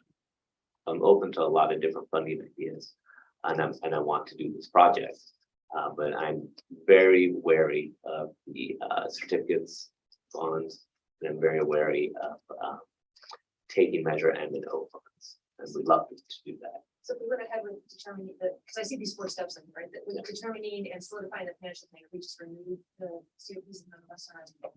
Or that's pretty safe. Right. It's listed So- as- Well, So, I don't think we need to. So financial instruments that the district has to be able to do employee housing if you remove COPs, which would be our financial recommendations that you don't consider that. It only leaves you with GO bonds, right? Or getting a contribution from another source. That would be a conversation between existing trustees and city council folks, for example, to determine whether the city would be willing to contribute in some way. And then you could consider the sale of property. The only sellable property that the district currently owns is the property that we're sitting on. And then the portion of the Hoover Hillside, which is hillside. So direction could include, moving forward with looking to access one or both of those pieces of property and put them up for sale. And that's an entire process in itself that I could present to you on. The other item though would still be whether the board is interested in GO bonds for some or all of the project. So if you'd like to provide some clarity, we're happy to present on any of those options. Just let us know. Well, I know in the past, whenever we considered a bond, we surveyed the community for their appetite for adding more to their property tax. It's always a shock every time you look at it, but it's all going to the right project. It's been a little while since we've got that. Yeah, so maybe it's time to do a survey of our district to see if there's an appetite for that. I mean, that almost dictates what we do next. Are we putting one before the other? I mean, should we do the due diligence first?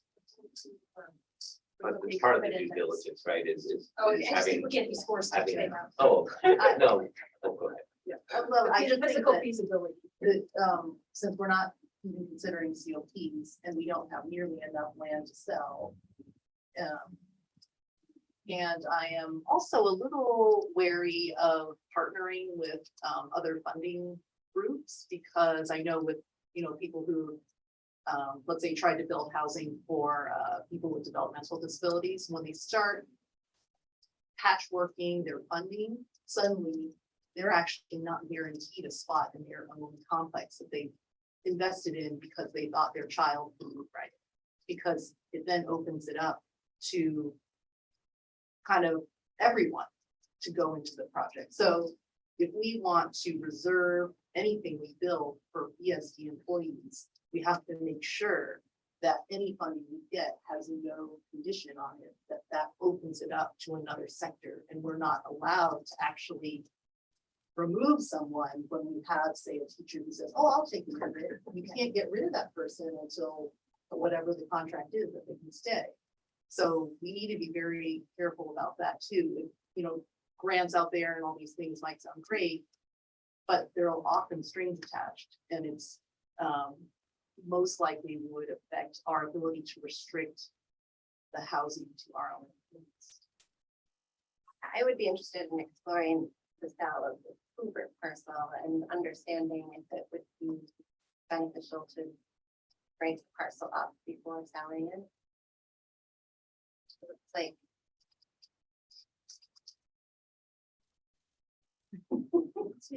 Yes, we wouldn't be able to, we wouldn't be able to sell the whole parcel because currently it has a school on it.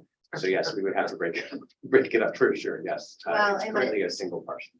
right, but it's a pretty large parcel. There's a large number of hillside acres that amount to almost 5 acres that we currently maintain for fire safety and for whatever we're asked, and drainage. We're doing a very large drainage project right now so that we don't have the mudslide into our parking lot every year. So yes, we actually do a lot of maintenance costs on what is basically a 5-acre open space. I want to go back to COPs just quickly.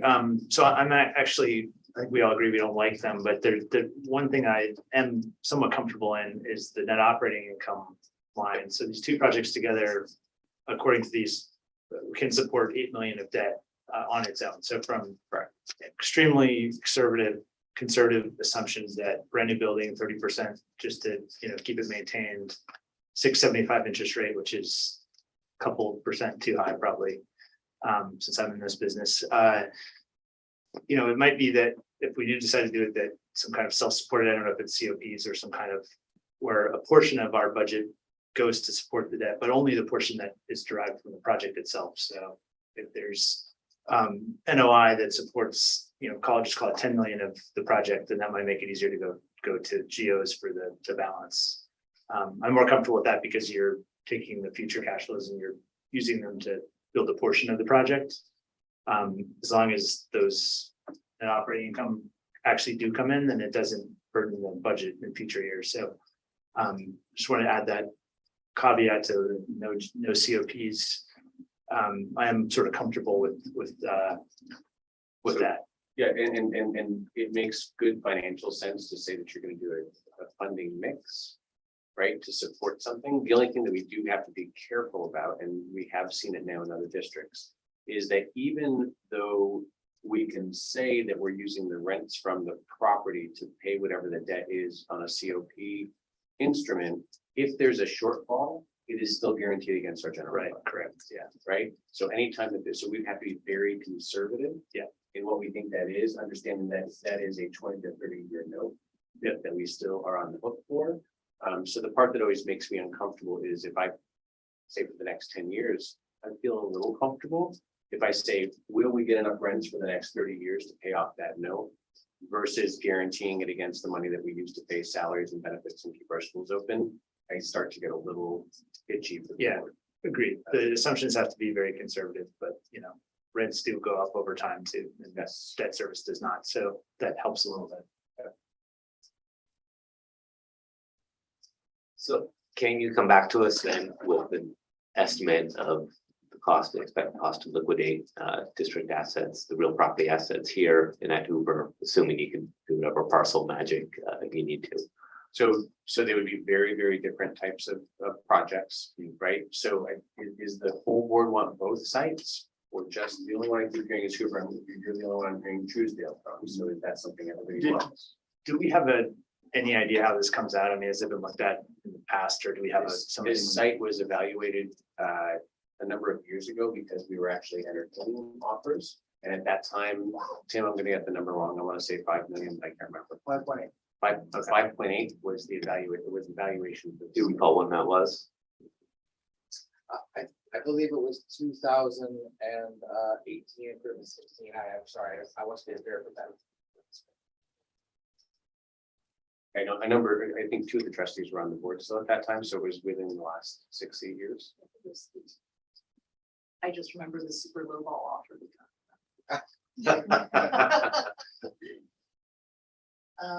Okay, so in terms of concrete next steps for staff, I guess figure out how much we could sell. But I guess I just want to say, if we are going to consider selling this parcel, that means we're only doing half the project, right? We're only getting the 22 acres. I don't think, doesn't sound like we get very much from the hillside, so are we willing to say? Selling this precludes half of the potential development. Precludes, That is an option, right? I mean, to Dan's point, I mean, if it yields $6 million towards the project and makes it possible, it is an option, but you're right, it also eliminates. Yeah, I don't want us to ask you to do that if we're not comfortable with getting That's 22 why I units. asked. I'm not sure it's worth it to get 22 units. That's what I'm thinking. Maybe we don't need this. I might not have been clear. I wanted to, you've already actually answered my question. I wanted to have an idea of what this parcel was worth if we were to go down that route. You and Tim have already done it. Oh, okay. It was job well done. Okay, I had a record of it. That's great. With a little dated estimate, but I'm still. We can adjust inflation. Are we at the point where we actually want to see if the community would support a bond?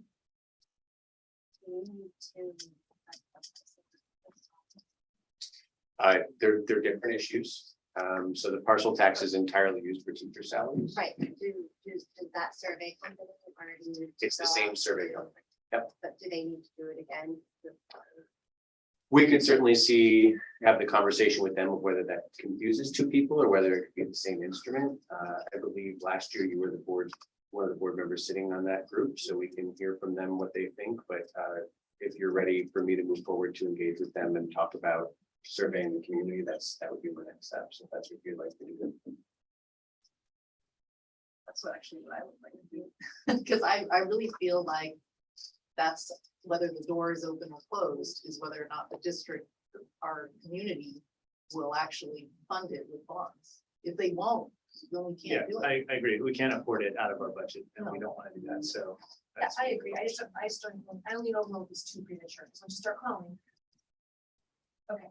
I don't know. I feel like we need to know. Okay. I need to know if I have money or not. To even kind of keep going. Yeah, that's true. If the door is shut because nobody can stomach it, Yeah. then we have to push this conversation off. That's just how it is. So just on a vote, I need to show of hands, straw poll. How many of you would like me to start engaging with the survey to see whether a geo bond for employee housing only is something the community will sustain? All of you. Okay, thank you. Any other direction that you'd like to provide tonight, or would you like those survey results back before you continue the discussion? Yeah, to me, that's the biggest priority. Great. I know it's a lot of information. Will we have any, will the board have any input into what is surveyed in terms of how that's done, or the consultants handle that? They usually have some pretty strong opinions. However, I always have two board members sit in. And by the way, we also invite our labor partners are also usually there, as well as some administrators. So everybody sort of listens to that. So, but if you'd like to volunteer, then we can certainly have you listen in. There's usually not like a line of volunteers, to be honest with you. It's a little bit of a dry It's conversation. not like you put me at the spot on a public meeting. I would, you know what, you can get back to me about it. Though. I'll- It's got. All right. So then when will we discuss this again, or when we get? So at our next board meeting, I will put a contract to engage with the survey company on consent for you to approve, and that will allow me to speak with them and begin the development of a survey. Great. Very curious. And for the public, there is a very lengthy study of this entire topic. We saw a very brief version of it tonight in an hour.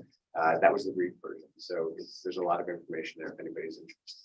Thank you for your time and direction, board. And we do have one public comment on the topic. If Howard, I'm sorry, is it Welton or Wetton? Howard. Just speak into the microphone, please. Hello. So yeah, I wanted to make a quick public comment. I think I'm a little late. I'm probably the next step, so. This is obviously a very difficult thing to do. It's very difficult for anyone, any public agency in the city to build housing. Even when developers and the private sector interests involved. 22 units, I think, is a very low number for a very high amount of effort. But that is not to say I'm not very much in favor of the school district doing this. I've been a parent in the school district for lost count, so at least 12 years now. And I know the need to provide affordable housing for our teachers.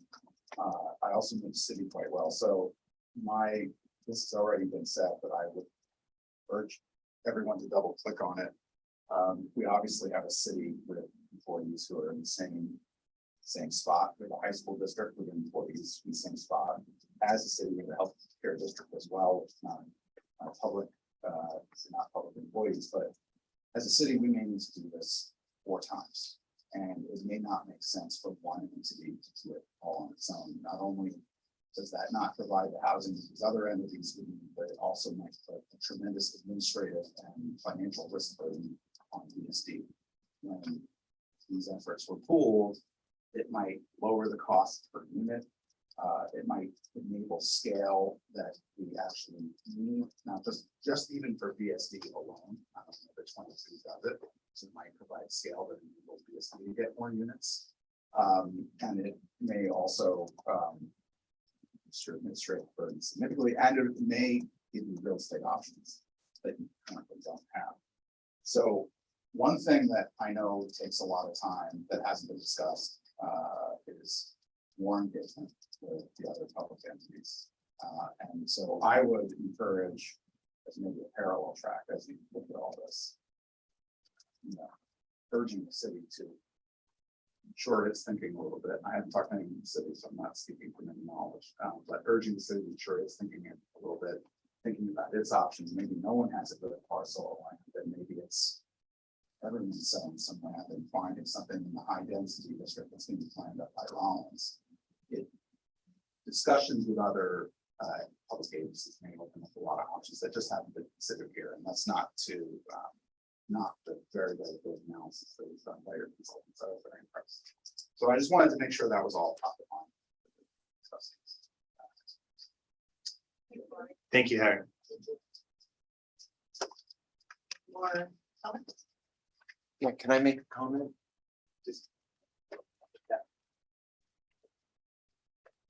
I want to emphasize again that this school board made a 3.6% raise for Mr. Benitez and a 2.5% raise or salary adjustment to our teachers.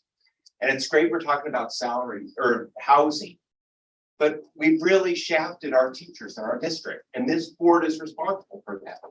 When you adjust for inflation, we've got 9% inflation. That's a 6.5% pay cut for our teachers. And it's nice you're talking about houses and stuff, but it's going to affect a tiny fraction of our teachers. We've really put our teachers, this board, you put our teachers second to our teachers. You've put our administrators, you've given Mr. Benitez his $8,000 raise from $235,000 to $243,000 this year. Our average teacher's only gotten $2,000. And it's nice you're talking about a housing for a couple teachers, but our teachers, that's who our community cares most about. And this is like a little bit of icing around the corners. We're missing the big picture. We've got to match. If we're going to we have excellent teachers, and if we're going to retain that, we've got to match inflation. we're not focusing on the right issues. The salaries have to keep pace with inflation. And this is just not hitting the ball. You're missing the target. Thank you. Do we have any more comments? No, President Wong.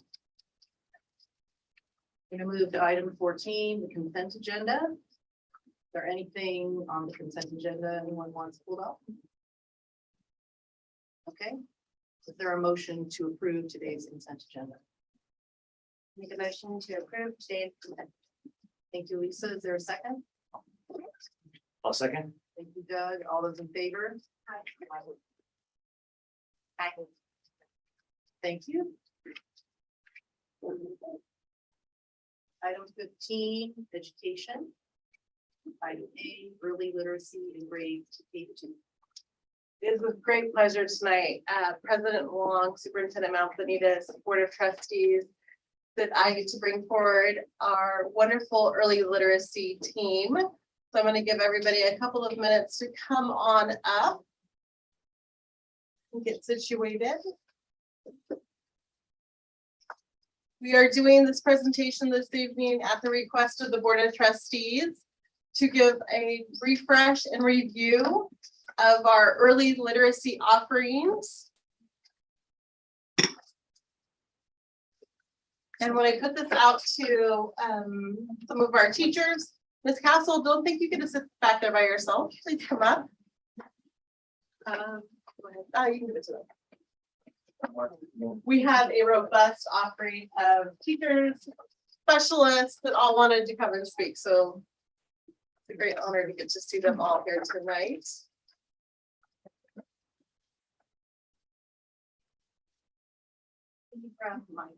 Yeah.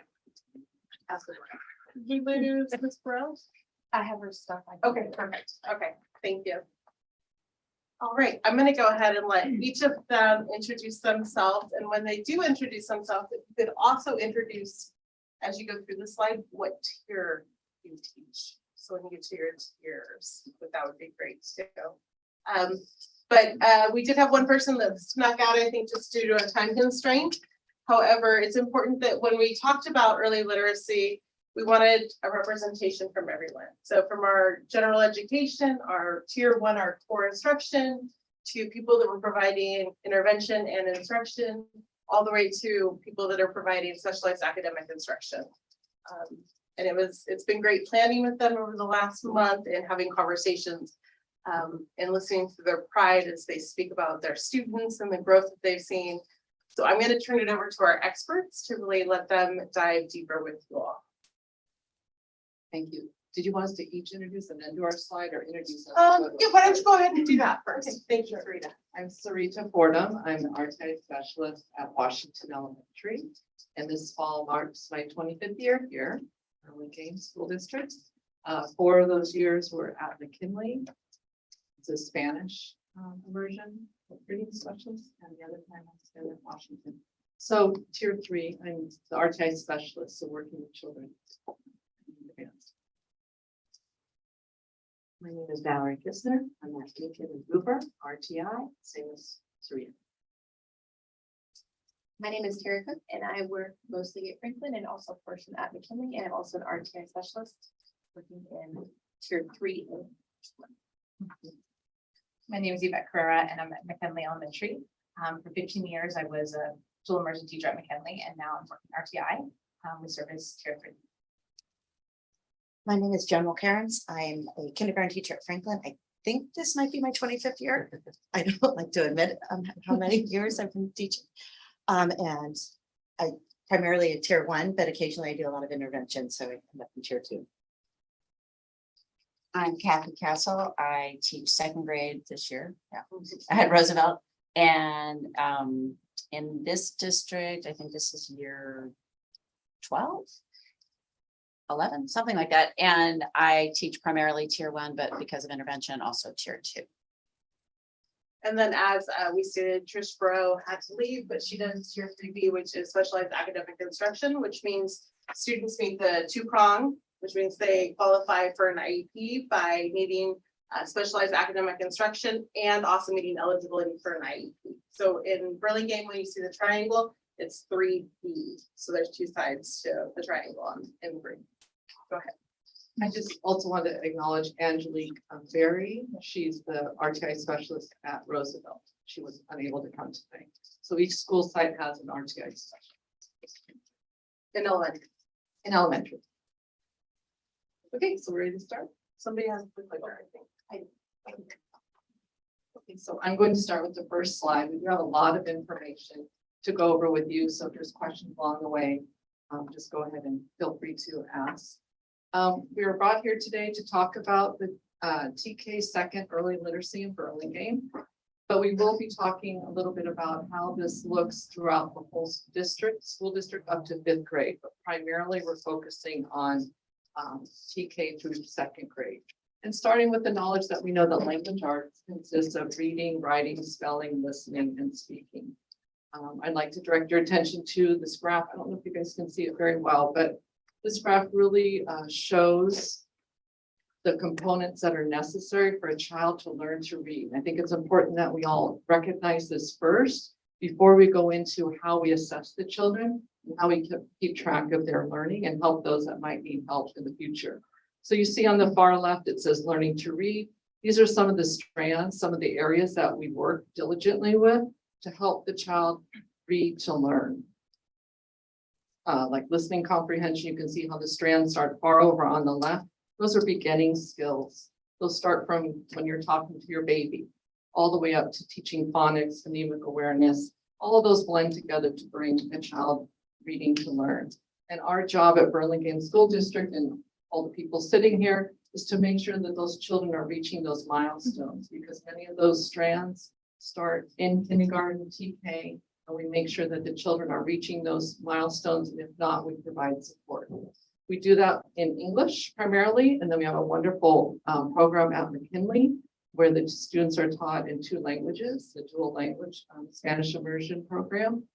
And then we also do it, of course, for all the children that speak the multitude of languages that come to us. They get all of these skills taught to them, and they are monitored along the way. And children that come with different learning differences, they are taught exactly in the same way, but we will address their needs based on their needs to support them so that they are reading at their appropriate level.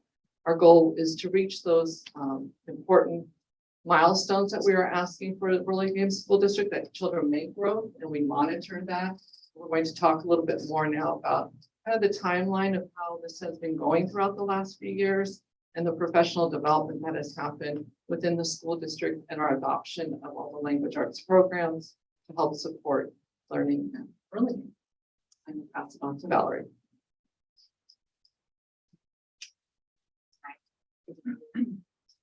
To show a little history of our literacy journey here at Burlingame School District, we made a timeline. And when RTI, response to intervention, began in our district, we started the process of collecting and analyzing the teachers' assessment data to better understand our students' reading strategies and needs. We started implementing the DIBBLE screener 3 times a year on every child. This screener red flags possible current and future reading deficits based on what we know proficient readers do. Now we have the tools to catch our struggling readers. We're starting our literacy path. Our next step was acquiring the tools and training to service the struggling readers appropriately. We have done, if you have done any research on early literacy and struggling readers, you will see Orton Gillingham as the big umbrella of many programs have branched off from. We decided to go big and start from the top.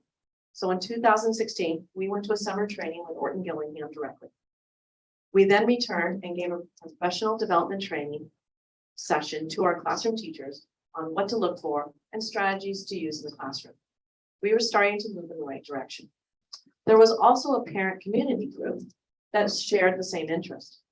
A joint committee was formed with parents, teachers, specialists, and administrators who met here in this room. And in the spring of 2018, an action plan was created. The action plan started immediately that fall with a saturation of trainings for RTI teachers, K through 8 teachers, RSP teachers, and SDC teachers from the Wilson Foundations and Just Words program. The Wilson programs are very well respected in the dyslexia community and is a branch off from Orton Gillingham. You will hear more about the Wilson program on the following slide. That was followed by a year-long ongoing coaching and modeling format by a Wilson trainer who flew in and modeled with students in various Roosevelt classrooms, followed by debriefing sessions. Now the specialists had the tools and the training of the intense sequential systematic service for our kids. We now needed to continue our path to Tier 1 instruction, the classroom teacher. So in the fall of 2019, we started the process of adopting a new district-wide reading program. As the committee was weeding down prospects, COVID hit. However, through Zoom, we were able to start up again, focusing on finding a program that matched our district's high standards. After piloting and weeding, we came down to two options, which went to the district-wide vote by the teachers, followed by your board approval in 2020 for Benchmark Adelante Language Arts program. Last fall, we had a professional development training and handed out all the supplies to the teachers, which they used throughout the year. Now that every teacher had the same supplies for reading instruction, this led us to also adopt Fontes and Pinnell, again, a very respected tool for the assessment of reading. Every teacher was given the assessment kit, and again, every teacher had a training from their RTI specialist on how to administer the reading assessment. We now have the same tool across all the grades to show the continuum of reading growth of every child throughout their academic journey with us. We also gathered all the various literacy assessments that are given by either the classroom teacher or RTI and placed them on one working doc, which you will see on our next slide, so that every teacher could easily navigate the necessary materials, dates, and resources needed for their assessments. Our Tier 1 art teachers now have the materials they need. Our focus for the next 2 years is supporting the implementation, the how and the why. There is so much research now on how children learn to read, and our teachers want and should stay current. We have scheduled a 2-year commitment with CRLP, the California Reading and Literacy Project of the University of California. With this commitment, there will be an ongoing training and mentoring of teachers K-2, specialists, and administrators. CRLP will also train the RTI teachers on how to train future teachers so that this commitment remains sustainable moving forward. You will hear more about the CRLP in this presentation. We are very proud of our literacy journey, and we look forward to continuing our path growth with CRLP. Ms. Cook will walk you through that document, which I just mentioned. Okay, so this assessment document is just a small portion of what, this is the K-2 portion. So if you look from left to right, you see fall, winter, and spring. So it's 3 times of years, and those are actually all active links. So the teachers can actually just click on them and print out the assessment and tools they need for each trimester. And then from top to bottom, it goes K-5, but on this one page, we only have K-2. It would be really, really tiny to try to fit it all in them.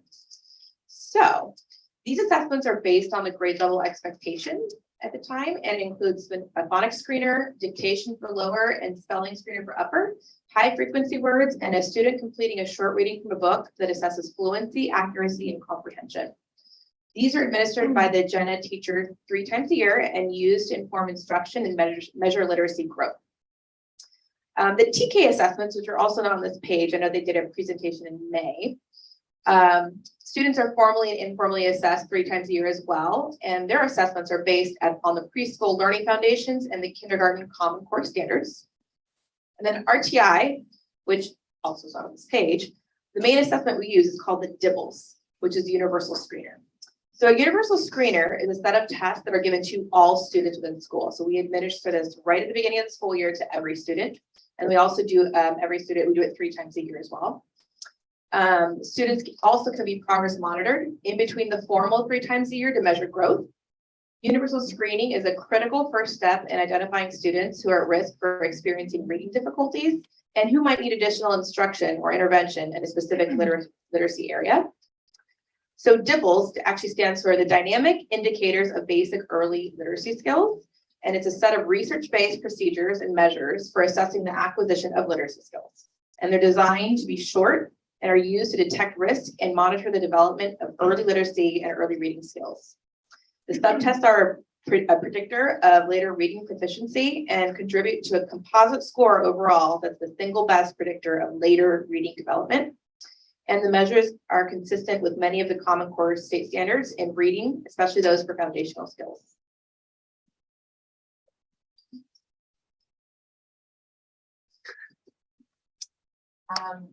So I'm just going to continue. This slide continues our conversation about general ed assessments, but with special consideration for our for Burlingame's dual immersion program that is housed at McKinley and at BIS and goes through grades kinder through 8th grade. This document only reflects kinder through 2nd. Again, same sort of scenario, just you don't want to see the whole thing, but the general ed assessments for dual immersion students are very similar to those in English, only that they are done primarily in the target language, which is Spanish K through 2nd grade. Early literacy skills transfer, but there are safety nets to catch students in case they need it. Teachers administer high frequency words, writing dictation, phonics screener, and running records to hear students' accuracy, fluency, and reading comprehension. Dual immersion students are also screened with the Spanish version of the DIPLS, which is called the IDEL. These assessments are safety nets to ensure that students are accessing foundational reading skills. In addition, an assessment committee has been formed with teachers, principals, and district staff to continue to revisit and dive deeper into assessments. Including teacher input will also ensure that assessments will continue to drive instruction, and assessment dates will also be determined by this committee. Questions? Yeah, actually, I have a question. Oh, actually, no, but, go ahead. Oh, I just think it's very complicated when it's dual immersion. When you're trying to figure out, is it, you know, somebody who speaks English at home and they're struggling with learning the second language, or is it something more fundamental? So usually, reading challenges, and all the years I've been at McKinley and all the years I've taught dual immersion, it's never been in one language only.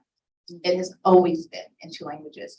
Reading foundational skills transfer. So I do not need to teach phonological awareness, phonemic awareness twice. So there's just very unique point that do not transfer. Hence the reason why in 2nd grade, if you notice, it says invierno. Sorry, I did this for the dual immersion teachers so they could tell like the languages so they don't get confused. So SLA is Spanish language arts and ELA is English language arts. So we are not assessing English language arts until the middle of 2nd grade, but there are safety nets put into place that we're constantly monitoring to make sure that our students are transferring skills. The biggest skill that does not transfer is phonics, and that is the portion of our English time. That's exactly what our kindergarten teachers are working on, our 1st grade teachers are working on. So it's very methodical, it's very thought out, and there are a lot of safety nets to catch that. Does that answer that question? Yeah, I guess it's more likely you'll catch someone who has a reading difficulty pretty young, right? So I guess, well, I'm just as long thinking as we have those screeners in place. right. So I'm just imagining if you have a fifth grader in dual language immersion who's learned a lot of Spanish, are you going to assess the student in Spanish then or English? So what we do is if their native language at home is Spanish, so they wouldn't enter the program in 5th grade. So that's actually something within our language allocation. And that's one of the biggest reasons because we are dual language, right? We're growing both languages. But to answer that, so if a student is struggling, so this is exactly what's happening. If the student's struggling in 2nd grade and I don't have English data or I feel like I need to dive in, then I just pull out the DIPLS and I say his home language is English. Let's see what he knows in his home language. So anytime there's a student of concern, we do have the DIPLS where we can kind of intertwine. But usually the Spanish gives you enough information. It's usually the same. Yeah. Amazing, right? Okay. Sorry. Back to us. So these are our tiered support systems, and I'm going to go through each one. If you look at the blue line going up the hill, that's the tiered supports, like showing how we come up with them. So they're determined by assessment data from the universal screeners, the RTIs, administer and also the general education benchmark data. And then we also do progress monitoring throughout the school year to see if some students need to move up from to tier 2 instruction, if they need to move up to tier 3. So that's our blue line on the side. So let's start at the bottom at tier 1. So that's our green zone. That's high quality research-based core instruction given to all students by the teacher. And at this level, about 80 to 85% of students will access the core instruction with success. The teacher also will differentiate and use best teaching practices in their whole class instruction. Tier 2, right above that, is given to some students. So this is targeted instruction, usually about 10 to 15% of students. And they need further support with the instruction to access it. So these supports and interventions are being provided also by the gen ed teacher in a small group or one-to-one as needed. And at this point, some students just come in and out of that piece with the gen ed teacher if it's like a certain topic, or if it's just something they just didn't totally get, they're revisiting it again. So tier 3, we're gonna go to 3A, which is on the left, and it's intensive targeted support, and all of tier 3 is about 5% of the student population. So 3A is provided by the response to intervention teachers, or the RTI teachers, and we use the assessment data to determine if a student needs additional support beyond tier 1 to tier 2.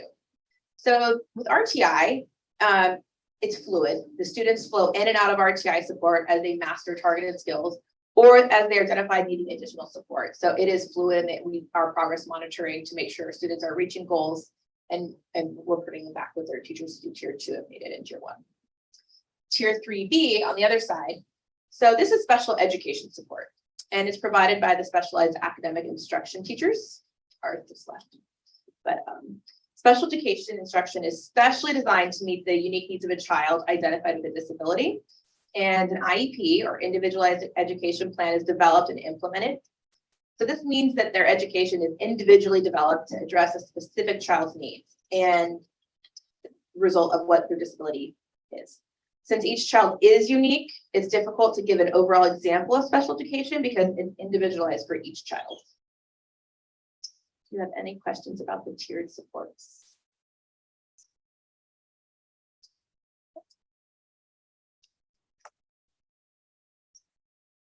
Okay. For the TK through 5th grade class grades in Burlingame, we are in the second year, day 13, of using the adopted program from Benchmark as our core literacy curriculum.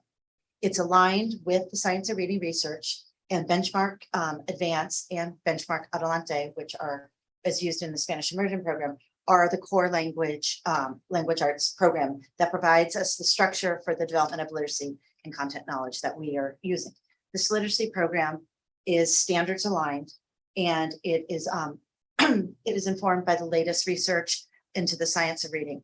One of the features of the Benchmark program is that it is vertically aligned units that help the students be engaged deeply within the topic and build within now and as they access through the grades across all grade levels.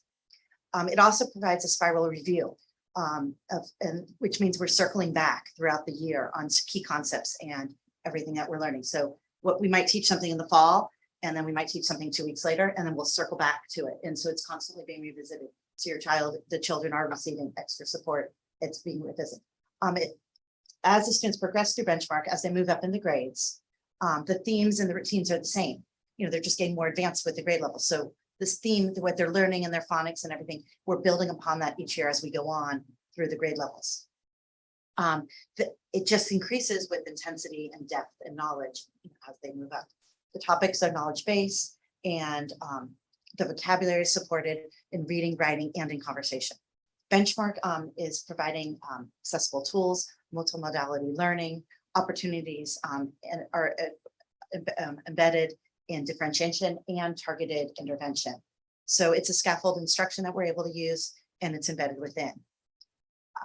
And then we're able to pull in when we need the extra interventions, our other bags of tricks. We're working in grade levels, district grade levels, and classroom grade levels to help each other, working with our RTI teachers to build on those interventions. TK, our transitional kindergarten, also uses Benchmark Ready to Advance as their core curriculum, which introduces the literature that is thematic and builds the foundation of literacy skills. They also are using Haggerty phonemic awareness as a supplemental curriculum, and that's providing daily phonemic awareness lessons in 12 minutes or less, and to keep the kids going.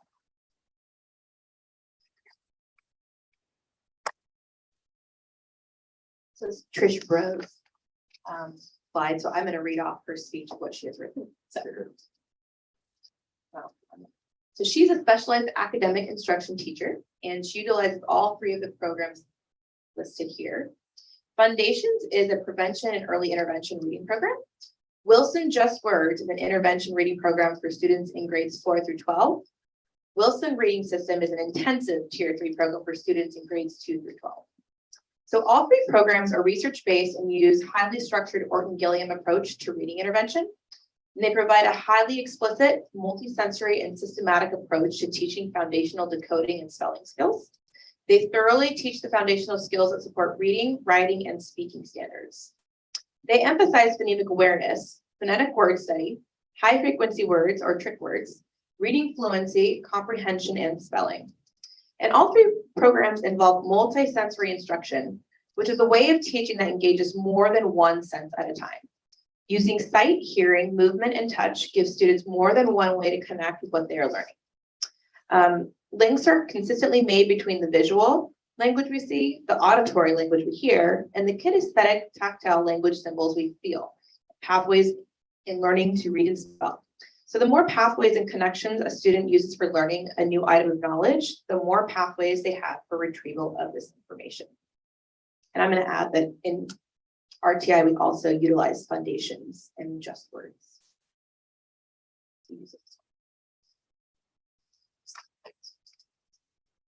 I'm also slide 9.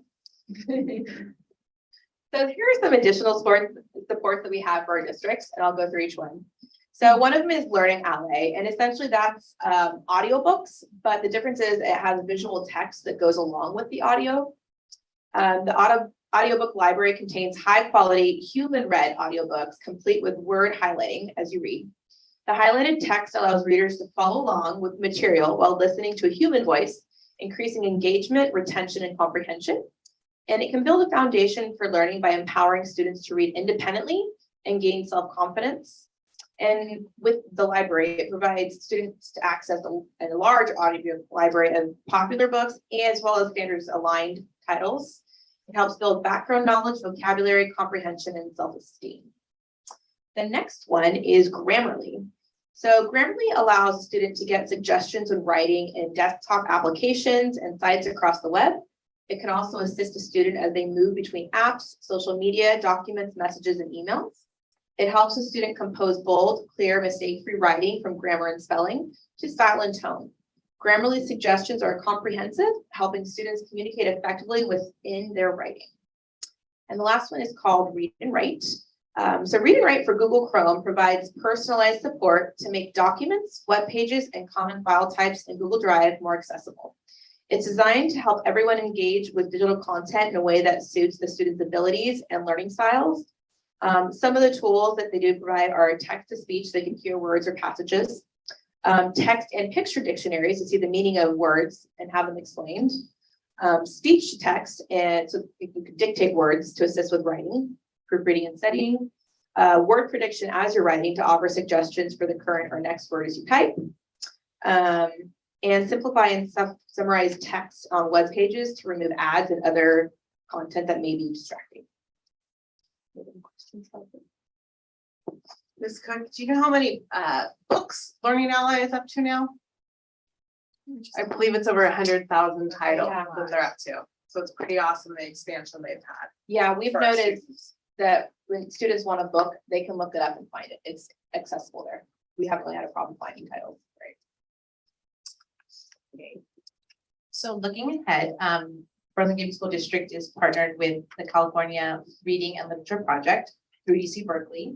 And it is a training of foundational skills, and it provides educators with knowledge that enables them to effectively teach children about English orthography.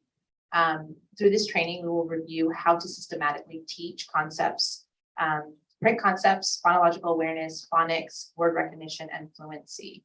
There will be 3 cohorts going through CRLP. The first one is K through second grade teachers. The second cohort will consist of administrators. And then the third cohort will be RTI teachers who will be trained to onboard new staff, which is really exciting. That's all I have. Anybody else have questions? Did Ms. Castle want to add anything? Since we invited her out tonight, I'm just she's been hanging out with us. Okay, yeah, I will say that one of the things that my teaching partner and I like about Benchmark is that it very conveniently, thank you publishers, aligns with the social studies curriculum and the science curriculum. And so we're able to thematically teach. So our children, especially at our school that has so many languages coming at you right and left, are surrounded by the same content area vocabulary, no matter what subject they're learning. And they carry it over. It's really fun to see them do that. And also the Benchmark Advance has flexibility in it. So it happens to start, all the grade levels happen to start with a government unit, which if you're a little second grader, and you start school, you're basically a glorified first grader, but we moved you up a grade. So sometimes if you choose, you can skip in the second unit, and it is narrative tales and character analysis and things that younger children are more attracted to. So because the skills spiral, you can take that one, teach that first, then go back and teach the first unit when they're more ready and more able to absorb the information.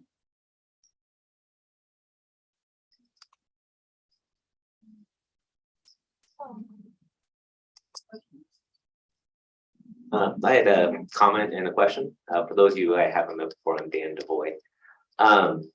When I meet parents from across the district, particularly the elementary schools, and I ask them, what do you like best about Burlingame or the school district, or what are we doing well? One of the things I consistently hear is my child's reading specialist, that my child needed help, and I was worried about it at first, but then they got the help, and it was really a big difference. So I want to thank you for everything you're doing. It's really, it can be an emotional problem in the home when the child has a reading problem. So thank you. Thank you to Assistant Superintendent Silversmith, for your leadership. Then I had a question. With respect to our second grade class and our first grade class in their reading, our second grade class spent kindergarten on Zoom, in first grade with a lot of masking in the classroom.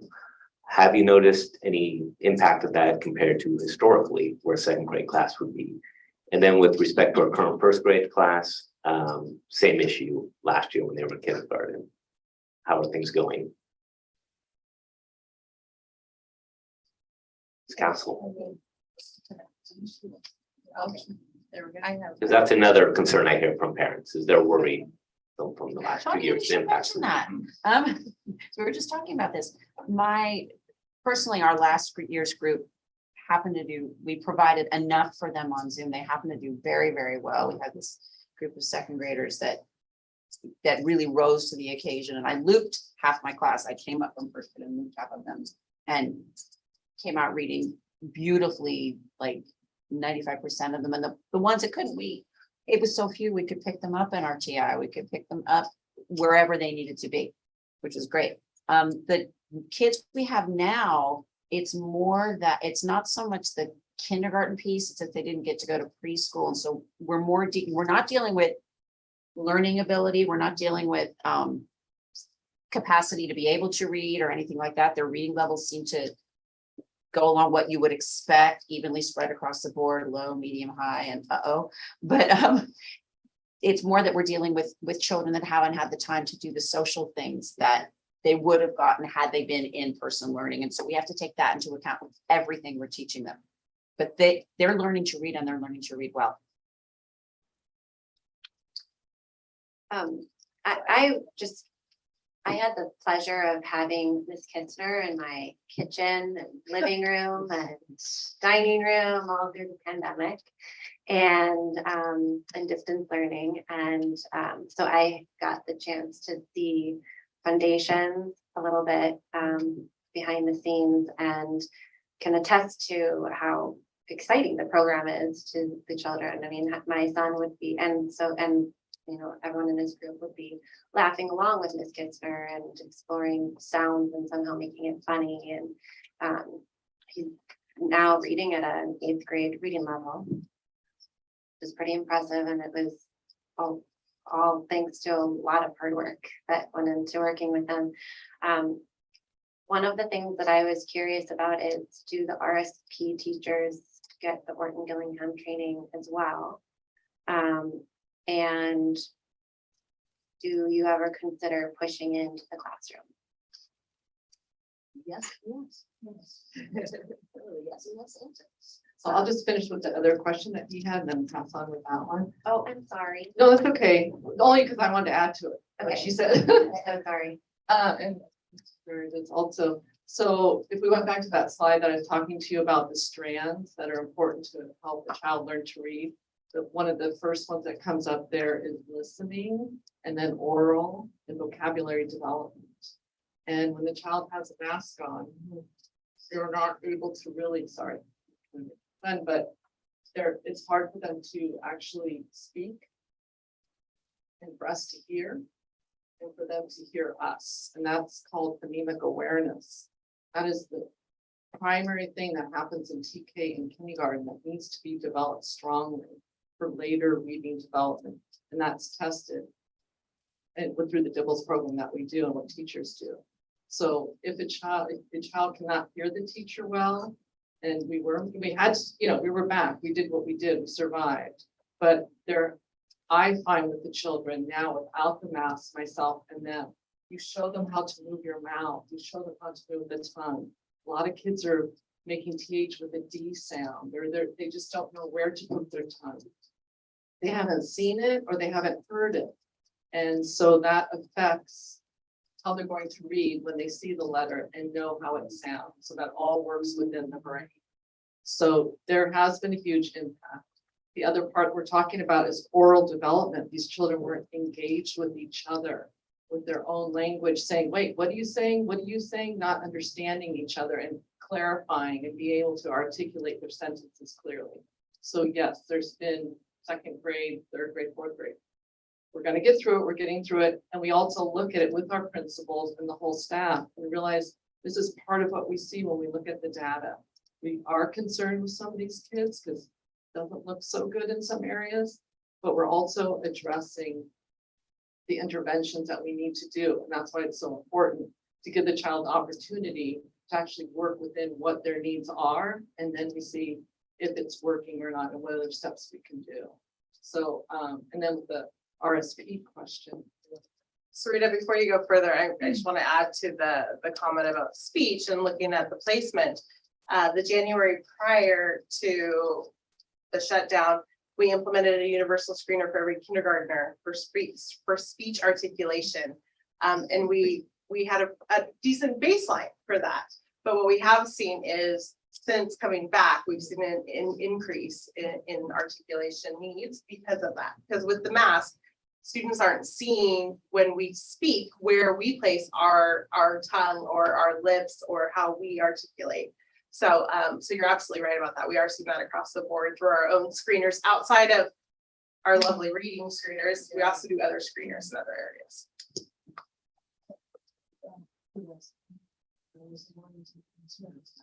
Which I forgot what it was. I just remember my answer was yes and yes. RSP teachers, are they trained? RSP was trained and RSP also through middle school, not just elementary. and FD, right? And then BC, yeah, and they were trained with foundations and also with our Roosevelt training also. They were there. And what was your other question? Pushing in. Oh, yes, and yes, we push in. I know I push in to 1st grades at the present moment and last year also. It really depends. Yeah, I targeted the 1st graders. I let the kindergartners kind of have their feet wet last year because that was their first time back ever. Right. So I let them kind of warm up, but I kind of targeted the 1st graders. I just wanted to add a little bit to your question. So we have a diverse population here in Burlingame, a lot of socioeconomic needs, and that like flared up with the pandemic. So a lot of students that didn't have that support at home to like learn and do that I think is what's flaring up. And also our language learners. A ton of our language learners with the masking, the TH doesn't exist in some languages. So you have to teach that.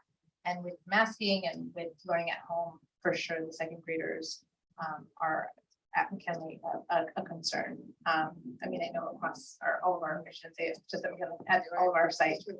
So for sure, the pandemic, there is a big need there. They need to be at school. Kindergarten needs to be in school, you know, and they were at school, but you can't replicate, you know, we did the very best. I know the kindergarten teachers worked they worked very hard, but it's just, it doesn't, you don't replicate it. Quite the same.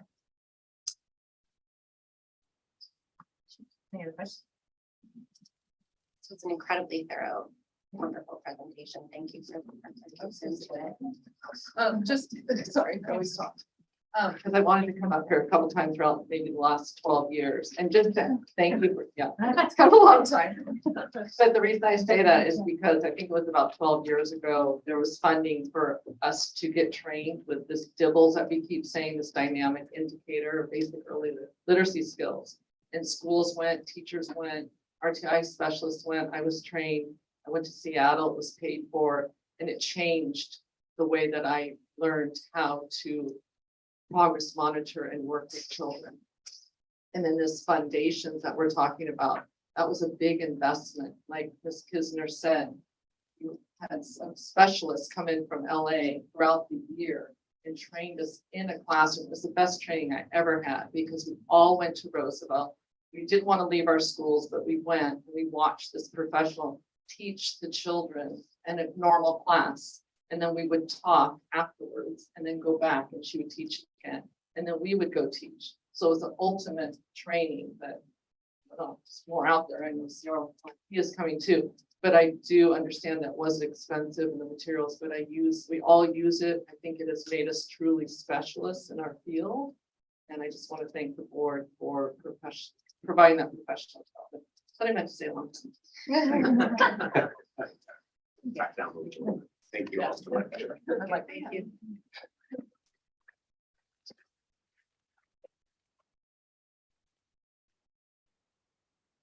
Okay, we're gonna move to 15B, equity and diversity resolution. Good evening, President Wong, Board of Trustees. Tonight, I am bringing forward the equity and diversity resolution denouncing racism and reaffirming equity through the anti-racist actions and commitments of our resolution. Sorry, I'm trying to open it. Resolution denouncing racism and reaffirming equity for our anti-racist actions and commitments. It is resolution 2022/23-10. Any trustee want to read the resolution?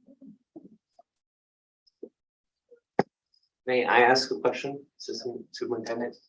About one at the end, I just want to ask. Educationally speaking, could you tell us what it means? There was a term I wanted to ask. Restorative justice, yeah. Educationally speaking, can you explain us how that's practiced? Sure, absolutely. So in Burlingame, restorative justice means working through the harm. So the way that we do it here, if there's something an interaction that takes place between two people, we'll bring two people together and we work through the harm. So there will be a conversation between two students or two adults where we process the harm that took place. It has to be completely voluntary. So the person that projected the harm onto the other person has to be willing to say that they are asking for forgiveness and that they themselves are in a place of wanting to be forgiven and that they have internalized that. And then they come together, they have a conversation, and then there's some sort of restorative component to it. It can be towards a person, it can be towards an item. Say that there's been property damage. We've had students that might have made a mistake and done property damage in lieu of like a suspension or something. They might go and help paint a kickball wall or something like that. So it's the idea of instead of doing something that for a mistake that was made that they are giving back or doing something to support restoratively instead of having something on their record or something that might tarnish. It's the idea that they are restoratively repairing the harm that they have done to an item or to someone. Wonderful. I'll just add too, so like, this really started in our middle school. Right. And it's been there for a while now. You don't have middle schoolers yet, but you'll hear about it You'll eventually. hear. Hopefully, you know. So, it really was also a response to data showing that we had way too many suspensions. Especially with our BIPOC community, actually, like. Actually, because of the fact that there was inappropriate like avenues at that time. Right. There was an overrepresentation of students of color who were getting suspended. And it was really, and it was flagged as also too high. So our principal at the time, she really thought through this and really was trying to find, you know, something that was empirically based as a benefit to the students and the school for how to resolve the problem with the student. You know, that it's not suspension, they just sit at home doing nothing and they don't get taught anything. That's not the purpose, you know, that was the wrong way to go. And so that this was a response to that. That's dynamic. I love it. And my follow-up question for Chris is our staff adequately trained? Do we need more resources to implement this? No, this has been long-standing practice at the district. So it's not just this district. So restorative justice and restorative practices are not uncommon. Schools got out of the practice of disciplining as far as punishing, right? So we are not in the role of punishers, right? If parents want to punish or discipline their child, that's their role. Our role is to educate, and that's actually what the restorative practices allows us to do, is to work through both with the person that feels aggrieved as well as the person that may have done something inappropriate, to work through those emotions and those thoughts and to make sure that they have that communication and that they understand the hurt that they caused and they have the opportunity, as Ms. Silversmith stated, to rectify it. And so that's much more of an educational approach versus just suspend, which used to be the approach of public education. But all that disproportionality basically told us we had to do things differently. So most districts have adopted variations on this. So I just want to say great job keeping kids in the classroom and also disciplined and life lessons. So well done. And just to add, like President Wong said, Karen Taker, who was our trainer of it, Principal Gilbert actually has asked to bring her back in to work with our mental health team more. So we're actually looking to bring her back to work with mental health and bring her back to UAS. So for this year for professional learning, ongoing professional learning. Do I recall that middle school students get trained in it too? They do, and there's peer counsel at the middle school. So there's multiple forms of restorative justice taking place at the middle school. Right, so Lisa will read it. Resolution denouncing racism and reaffirming equity through anti-racist actions and commitments. Resolution number 2022-/23-10. Whereas since our nation's inception, institutional and structural racism and injustice have led to deepening racial disparities across all sectors of society and have lasting negative consequences for our communities, cities, and nation, robbing countless lives and futures of people of color in the process. And whereas the Burlingame School District Board of Trustees recognizes all human beings are born free, are equal in dignity and rights, and have the potential to contribute constructively to the development and well-being of society. And whereas the recent killings of Black Americans demonstrate the ongoing systemic bias and institutional racism in American society and highlight our nation's history of violence, racism, and disregard for humanity, dignity, and lives of students, families, and communities of color, calling upon us to speak out, take action, and confirm our resolve to work for change and fight for a better world for our children. And whereas dismantling the unchecked institutional racism that abounds in our educational system is a key lever for creating a more equitable and anti-racist community, nation, and world.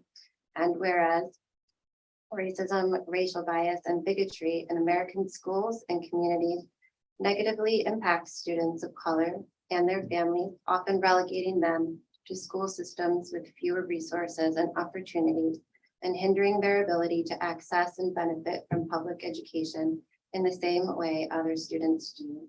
And whereas schools have an important role to play in examining and addressing policies and procedures that are racist and hold back students of color instead of nurturing their intelligence and protecting their futures.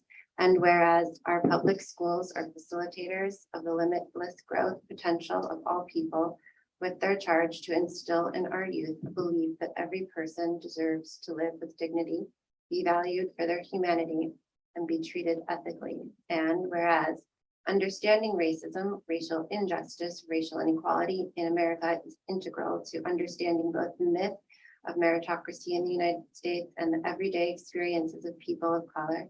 And whereas it is essential to teach the experiences, honor the history, and highlight the contributions of Black people through history and/or ethnic studies while ensuring that every Black person has social, economic, and political power to thrive.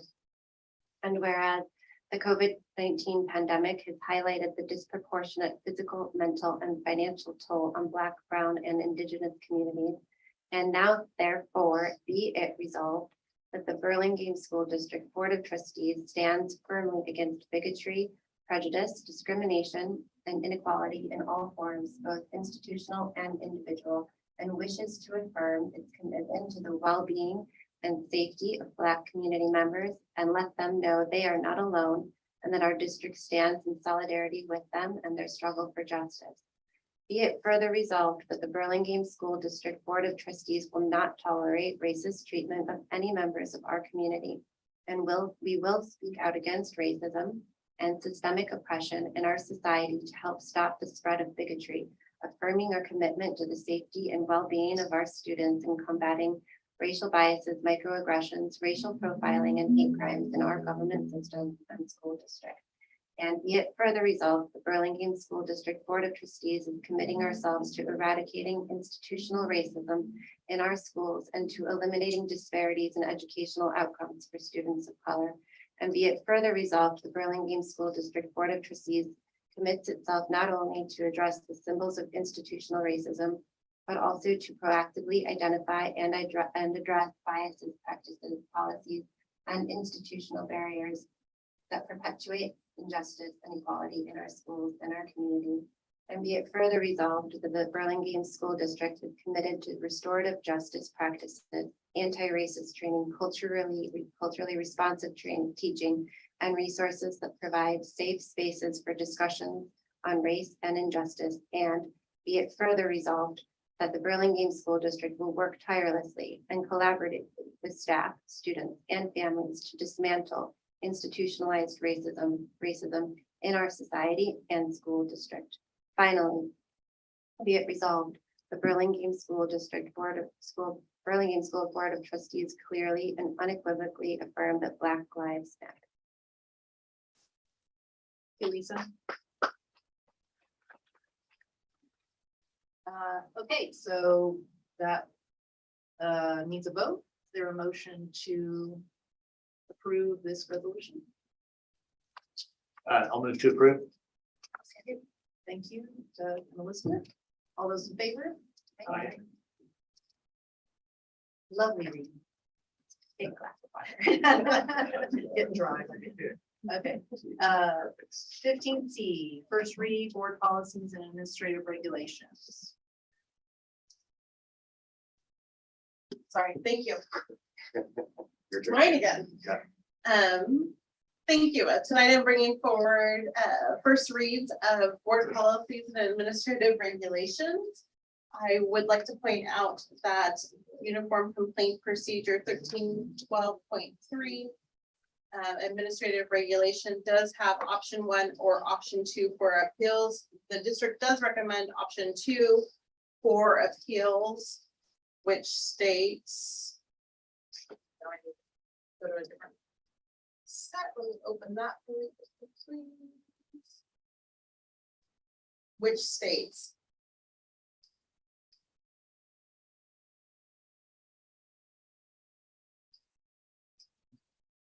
As easy as it is that we read it, that's okay.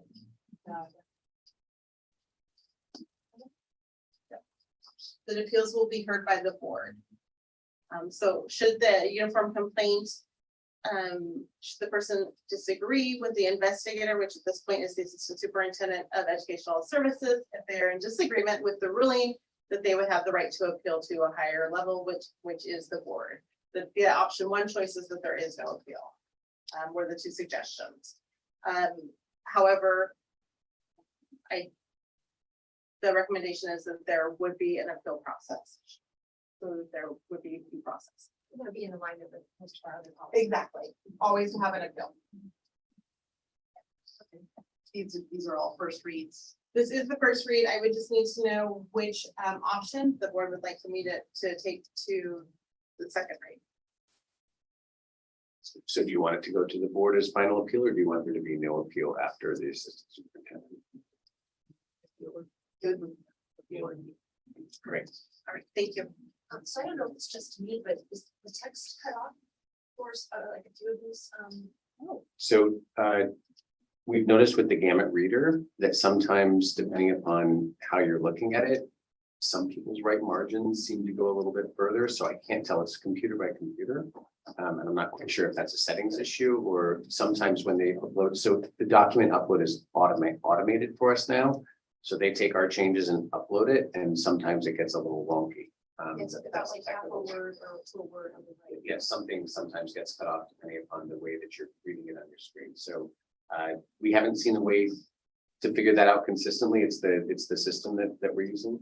Have you figured any consistency to why that happens sometimes and not others?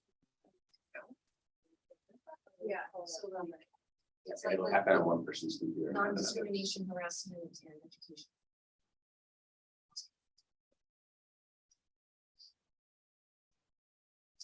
It is a new platform, so they are still working out. They just started this in a month. It's still much easier to read, so I'm not gonna be too hard on it. But it's definitely better. Okay, so ready to move on, right? Yep. 16A, Chartwells food service presentation. Good evening. I'd like to ask the Chartwells District Manager, Raphael, up to the podium. He will be giving a presentation. Thank you. And if you didn't notice, he did provide pumpkin bread and some salads for everybody to sample right over there.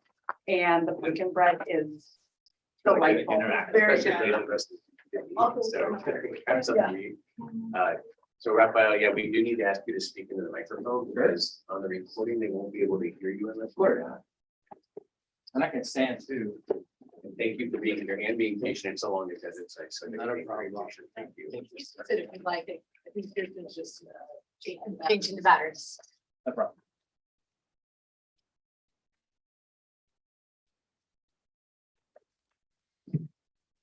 And are we supposed to get samples? Is that what you're implying? Yeah. I'm kidding. I'm kidding.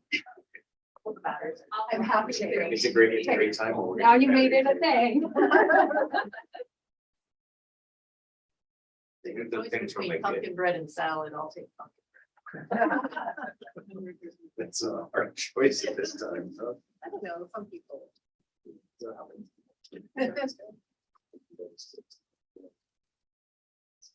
I'm so kidding. Oh, now they're taking it.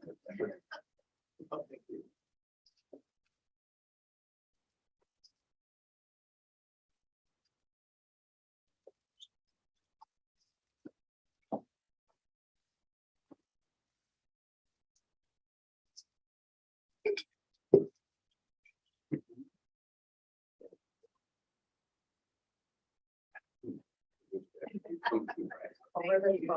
Well, thank you.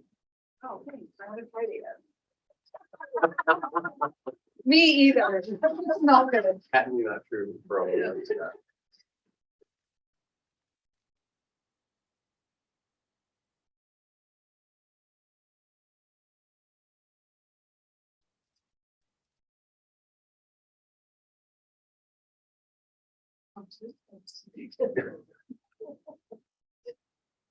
We're ready when you are. All right, well, thank you.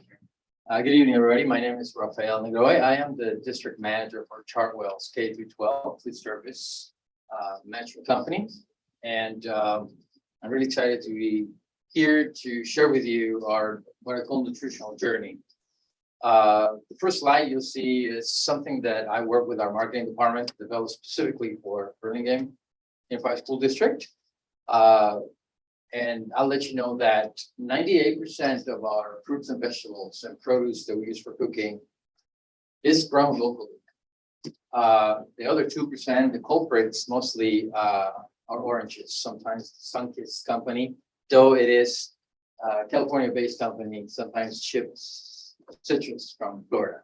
But other than that, everything that's located on the screen, it's essentially coming from that region of our state. So if I were to describe our vision for the department, it would be in those words below the Burlingame School District title, menu improvement. Notice that it doesn't say development, it's just improvement. What that means is we're going to take community involvement, students' preferences to improve upon the menu, right? Anyone can put a menu together.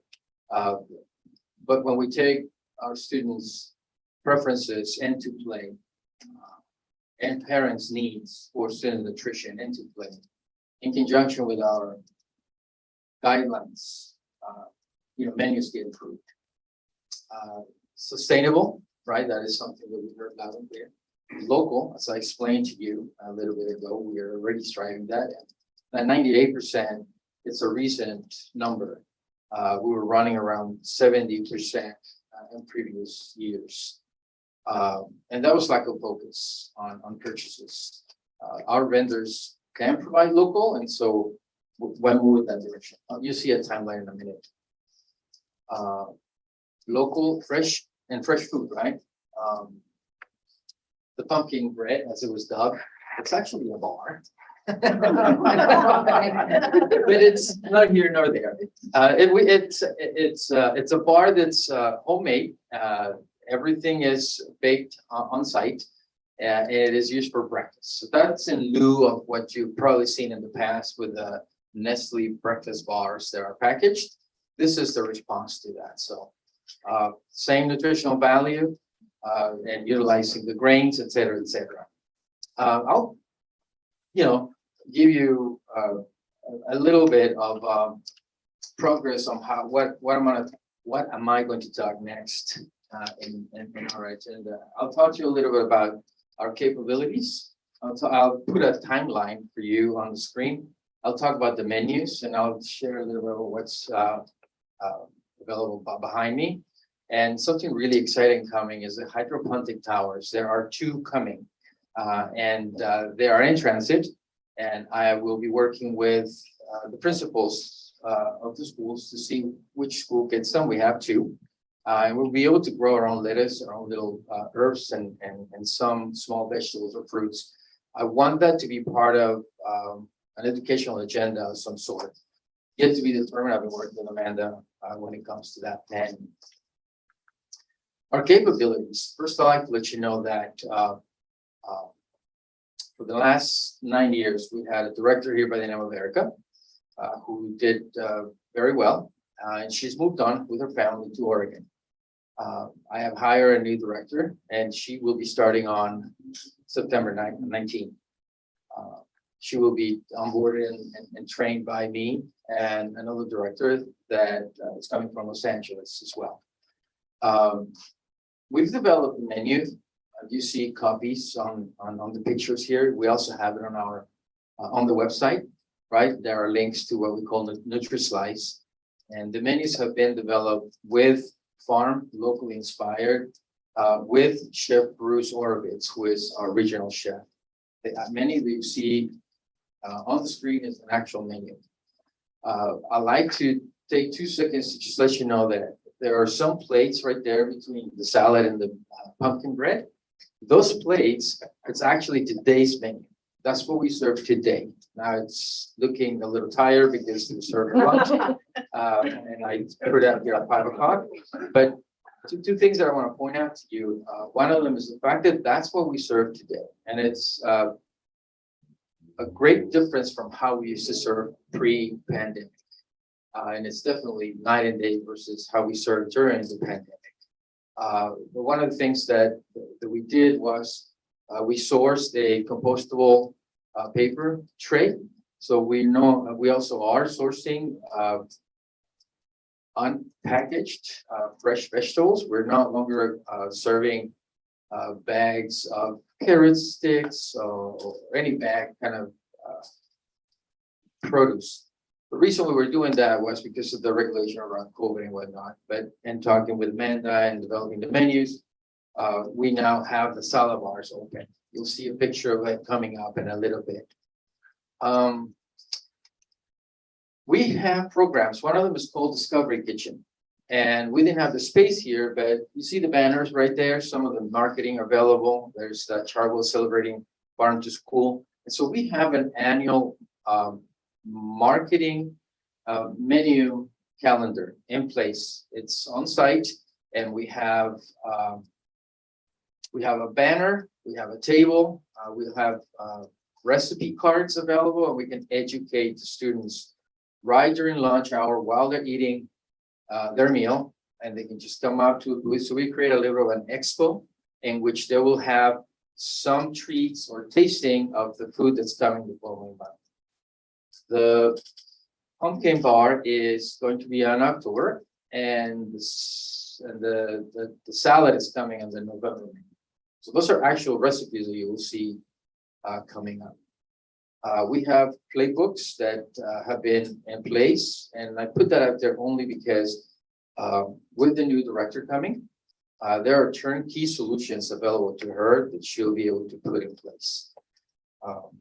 We have the culinary support. We have a local, local, I mean California, executive chef that services the 3 states in the West Coast, Oregon, Washington, and California. I am a chef by trade, and this is one of my schools that I support.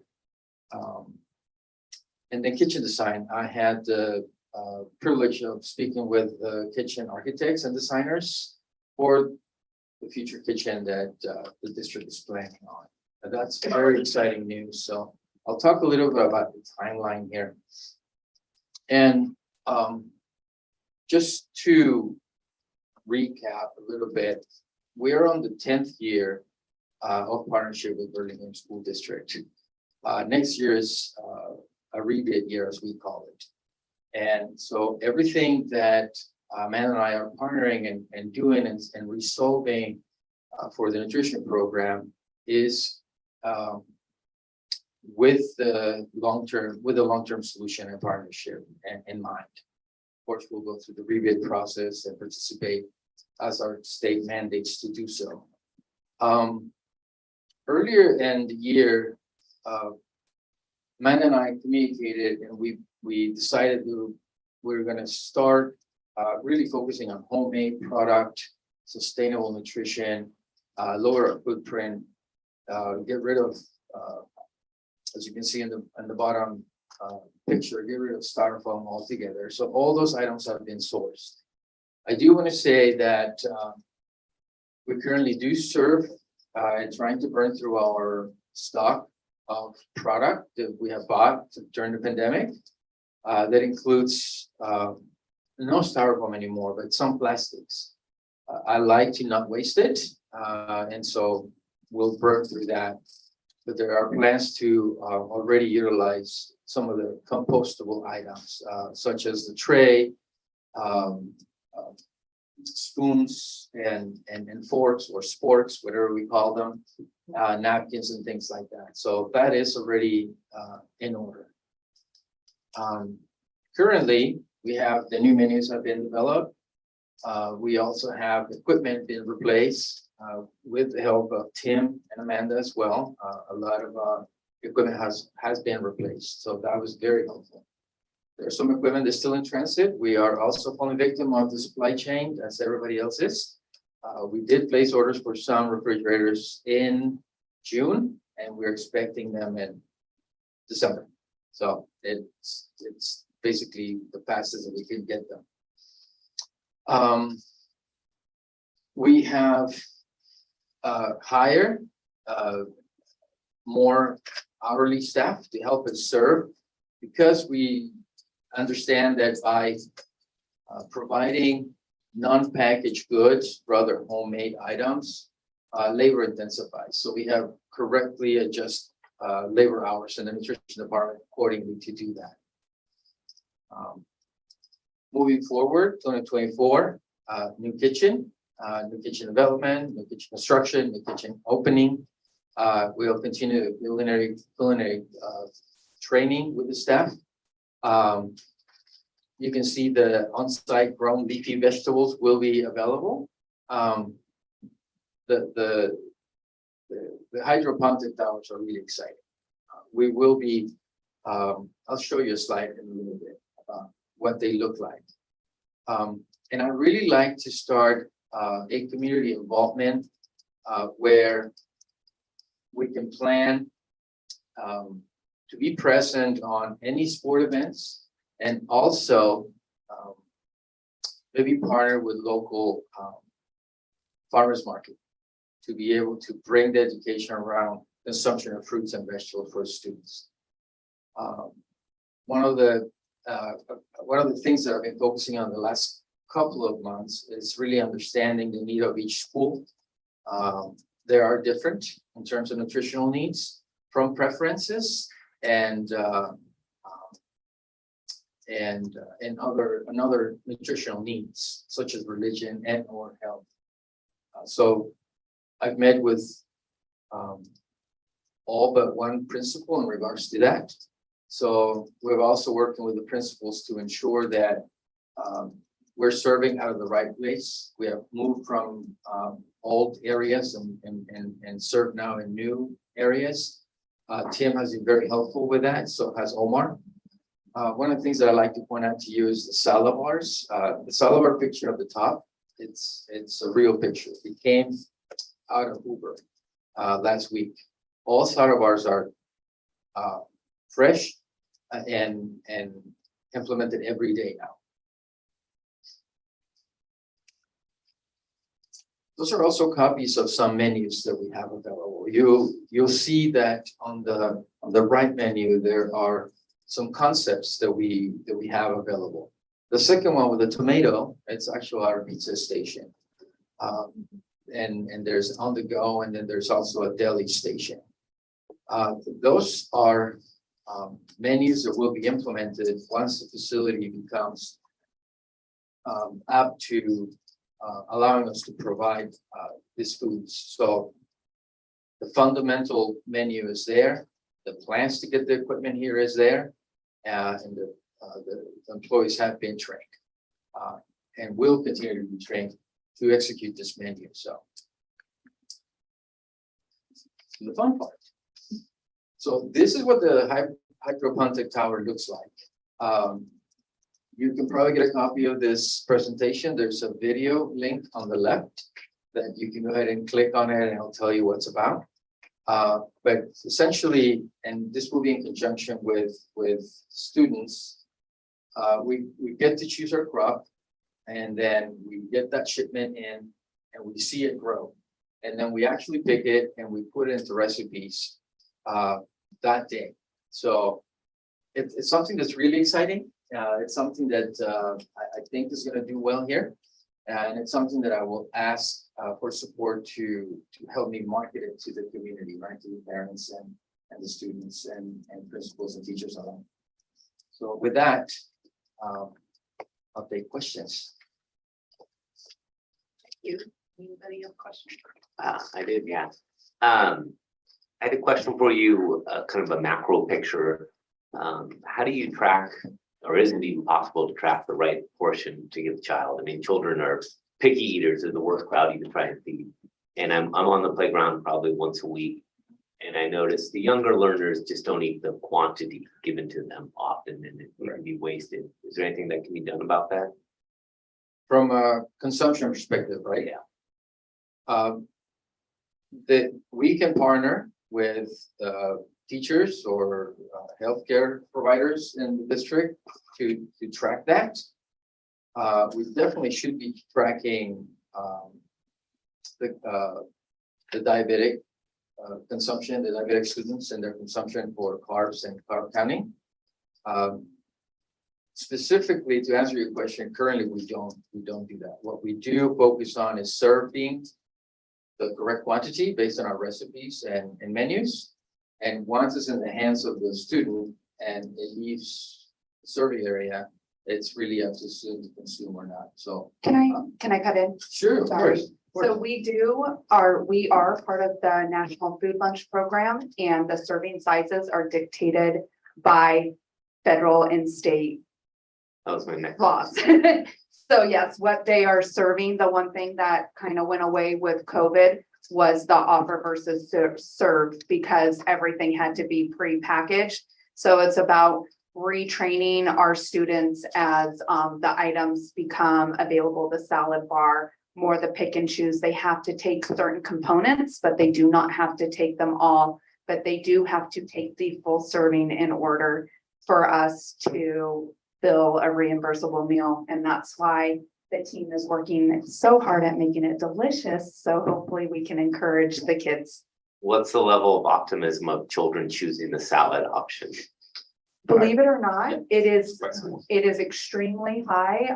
At my previous school district, we moved to a full salad bar base because it was so popular that as the kids, we have a whole young generation that they've not seen this because of COVID, but the picking and choosing, and the salad bar doesn't necessarily equal a salad. They can grab carrots, they can grab zucchini sticks, broccoli, bell peppers, fruit is in them. Sometimes there's some cheeses, and there are different salad dressings. So it really encourages them to have less waste as they learn what they like and what their friends are taking. Salad bars are extremely exciting to me. It is. I can see it. And then one final question, you mentioned tracking and improvement. Do you track or is there any way to track what's popular with the kids? Like what are they eating and what are they not eating? Because I've noticed there are some meals, and I can't think off the top of my head, that aren't as popular. And I wonder, do those get removed from the menu and replaced with something? How do you track it? So there are three ways that we do that. One is through our production records, right? So when we produce X number of whatever item, when it comes back to the kitchen, we track the leftovers. That tells us, we enter that into our production system. That tells us whether or not that's being, it's an acceptable recipe or not. So that's from the culinary piece. We also, on our NutriSlides and our menu, students can actually give it Yelp kind of review. So it's 1 through 5 stars on each of the menu items. So if you have an opportunity to take a look at the NutriSlides website, it's a good activity with a parent, right? And student to be able to do that.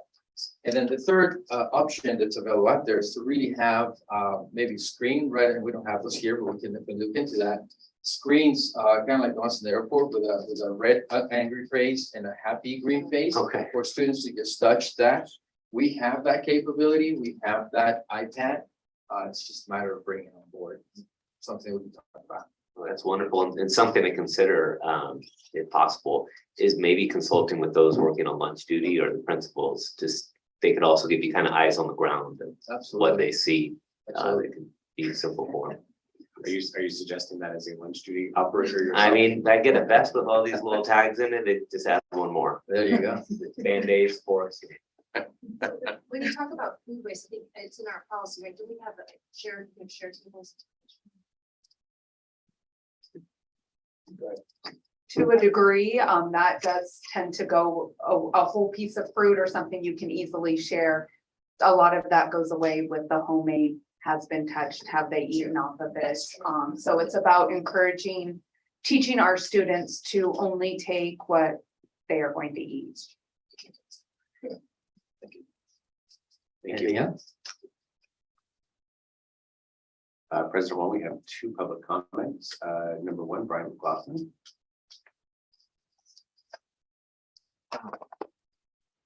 Raphael, thank you. You have a. Sir, you need to address your comments to the board. Okay. Not speaker. Raphael has, the parents of the community recognize he has a monumental challenge. It's, this is really hard. I'm secretary of the Roosevelt PTA. And one of our priorities this year is to reduce waste at lunch. I've been trying to contact Chartwells. There's no phone number on their website. That's but I hope I can obtain your contact information. So, and we're in contact with Recology in San Bruno. They're offering to, we're trying to work with them to implement their, there's new technology where they can actually give weight of dumpster weight from each pickup. So, I mean, and we'd love to link it together and gather statistics on waste, health and other waste. I would love if Chartwells would share their data with us, you know, the data that they collect, maybe we can gather. Trustee DuBois was asking great questions. We want to be part of this. The PTA wants to, I mean, this isn't like, I mean, the principal's busy on the playground. Teachers are busy. You know, the parents want to reduce waste. We want to reduce waste however we can. So I'm hoping what I would love, and it sounds like Amanda has tremendous knowledge that would be of benefit to. I'd love if we could have some sort of a side action, could be like some sort of meeting that, and I assume there's parents at other schools too that want this, some sort of meeting. Maybe we could reducing waste, lunch waste across the district, and we could meet and maybe it sounds like you have a new director that's joining. Maybe this is something we can arrange, and it could be an action item to meet monthly or something and figure out, and maybe things have been tried at other schools that Roosevelt has no idea. Some ideas, can we have reusable? And could that work? Could there be reusable lunch materials? You asked, it's funny your question about sizes, because so many parents say to me, oh, the fifth graders are literally twice the size of the kindergartners, and we give everyone the same size lunch. Now it sounds like there might be complicated government rules that confound what goes on. So I'd love your insight to that. But you know, from a parent perspective, it's like, oh my gosh, why do we give every kid? They're literally, we have a spectrum, like 3x spectrum of size of kids. So I mean, that size that you have about 15 seconds. Okay, so I hope that Raphael will give me contact information. I hope that the board would join and encourage a monthly meeting or something where we could work together to try and reduce waste. It's something that the Roosevelt PTA cares a lot about. Thank you. Thank you. And Ms. Jen Paper. Sorry, I didn't mean to come around. I wanted to thank you for the presentation, and I think this does such a service to our children in destigmatizing not only participation in free hot lunch, but also in participation in healthy eating. Like, I'm so excited to really have kids be eating healthy food and it not be cool to eat Lunchables and Doritos. Like, all of that is a part of life, and like, we want those to be things that we know about. But like, do we need to eat Pop-Tarts every day? No. Like, I mean, no, I mean, I love Pop-Tarts, right? We're not laughing at your comment. The board member shared they had Pop-Tarts for dinner. It's okay. It had pumpkin bar. It was delicious. It has the same nutritional information as Pop-Tarts. I mean, it was delicious. So thank you for embarking on this journey, and I'm just so excited about it. And all of my children are partaking in the lunch program. It's wonderful. They're excited about the, salad bar at Hoover. It's fantastic. Like, they're so thrilled. I will say the one comment I've gotten is that there are lines now. So I'm sure that's getting to be something that we're addressing, but thank you so much for doing this. Thank you. Great. Well, we really appreciate your presentation and your time. Any final comments before we conclude your presentation? No comment. Just thank you for your time and the partnership. Yeah, and thanks for helping us design the kitchen. We appreciate it. Thank you. Thank you, Amanda. Marla wants you to leave the pumpkin bars. You didn't even hear. All right, item 16B, public hearing, 2022 developer fee study.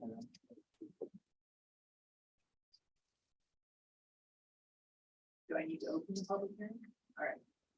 Opening the public hearing on 2022 developer fee study.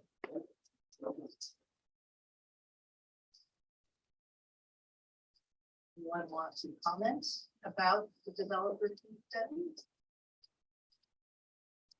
All right, if not, I'm going to close the public hearing on the 2022 developer fee study.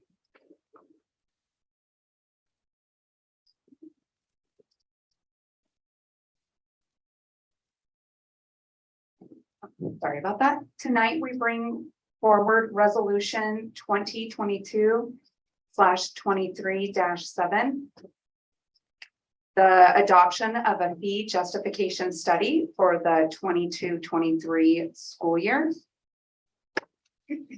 Prior to levying developer fees, a district must demonstrate the document that a reasonable relationship exists between the need for new or reconstructed school facilities and residential, commercial, and industrial development.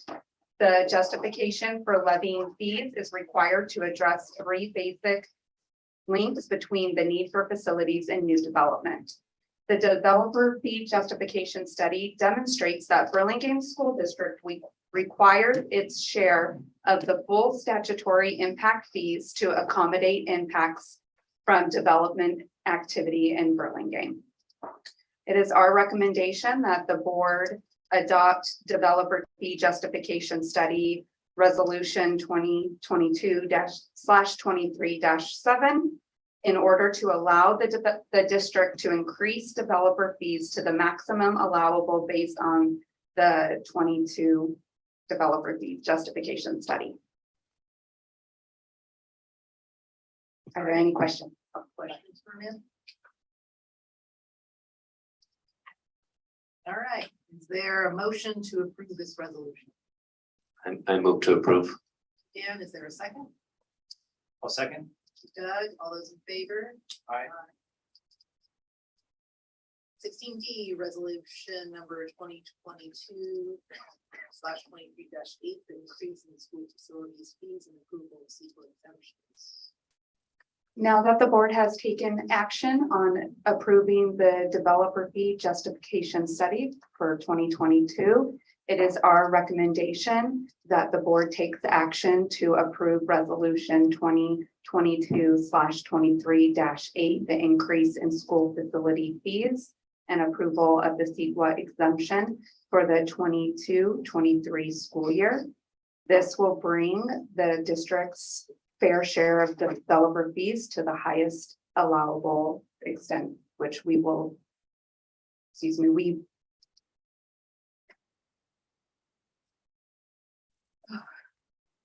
keep 60% of the fee, not the word I'm looking for. We split the fee with the San Mateo Union High School District. We get 60%, they get 40%. Yes, to note that they have not increased their developer fees in over 7 years. So our impact will be greater than theirs. Any questions? Is there a motion to approve this resolution? I move to approve. Dan, is there a second? Second. Thank you, Lisa. All those in favor? Aye. Thank you. Item E, resolution 2022/23-12, commitment of funds to Fund 14 for future maintenance repair. Thank you, President Wong. This evening, we bring forward resolution 2022/23-12, commitment of funds to Fund 14 for future maintenance repair. This is a resolution that you saw as part of the adopted budget in June, and it has been updated to reflect actual closing the books costs. All right. Any questions about this one? All right. So is there a motion to approve this resolution? I move to approve. Dan, is there a second? Second. Elizabeth, all those in favor? Aye. Thank you. Item F, resolution 2022/23-13, commitment of funds to Fund 17 for textbook adoptions and technology. Tonight, we bring forward resolution 2022/23-13, commitment of funds to Fund 17 for textbook adoptions and technology. This is the same with the previous resolution. It was part of the adopted budget, and the funds have been updated to reflect what was actually in year-end closing. Okay, any questions? Is there a motion to approve? I move to approve. Oh, Dan and then Lisa, all right, all those in favor? Aye. You. G, resolution 2022/23-11, GAN limit. Thank you. Tonight, we bring forward resolution 2022/23-11, the GAN limit, which the GAN limit was established by Proposition 4 in 1979 to keep inflation adjusted per person government spending at the 78-79 levels. ADA is used to determine population for school districts. In addition to Proposition 4, Assembly Bill 130 was signed into law in July of 2021, allowing a reduction in the limit that does not result in any loss of funding, nor there is no requirement to repay taxpayers refunds if it is triggered. This may be needed in the future if an LEA is in declining enrollment and needs to increase their GAM limit tax revenues when they outpace the actual ADA. We are not in any position to expect to do this in the near future. And ADA is average daily attendance? Yes. Okay. Any questions? All right, is there a motion to approve this resolution? I'll make a motion to approve resolution 2022/23-11, GAN limit. Thank you, Elizabeth. Is there a second? I'll second. Thank you, Doug. All those in favor? Aye. H, 2021-22, unaudited actual report.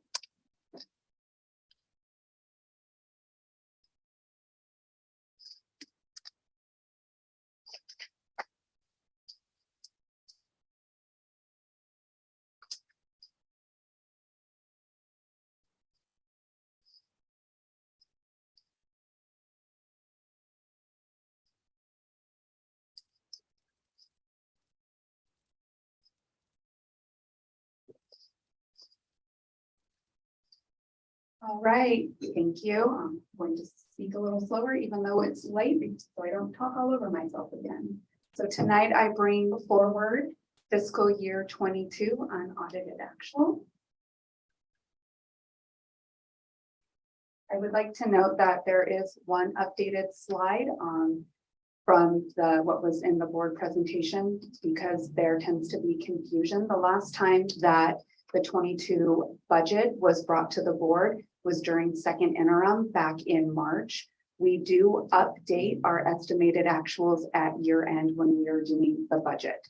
So this slide just shows what our second interim projections were versus what we actually spent. And you can see the variances from second interim to unaudited actuals. There was about a $75,000 variance in revenue and a $3.4 million variance in expenditures, which I will speak to in a few slides. Here are the updated numbers as of our estimated actuals.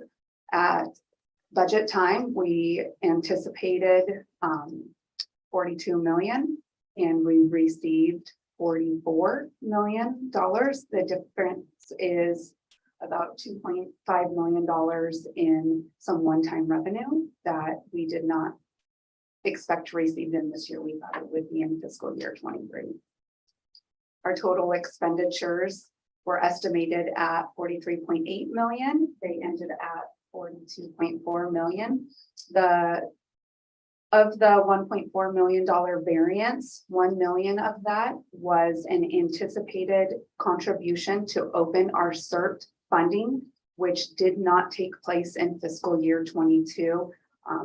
Though we made the contribution, it did not clear. So you will see it in fiscal year 23. That's our OPEB contribution. Yes, yes. Or other post-employment benefits contribution, if I'm trying not to use acronyms. The check didn't clear until after July first. Okay. Yep, we tried. So this is just a breakdown of our revenues. So at this point, we are using our estimated actuals. Our LCFF funding saw a variance of just under $400,000. Our attendance was a little higher than we thought it was going to be. Probably a big turn with independent study really helps with that. Our federal revenue, we saw a variance of just over $100,000. That fluctuates, it's constantly updated.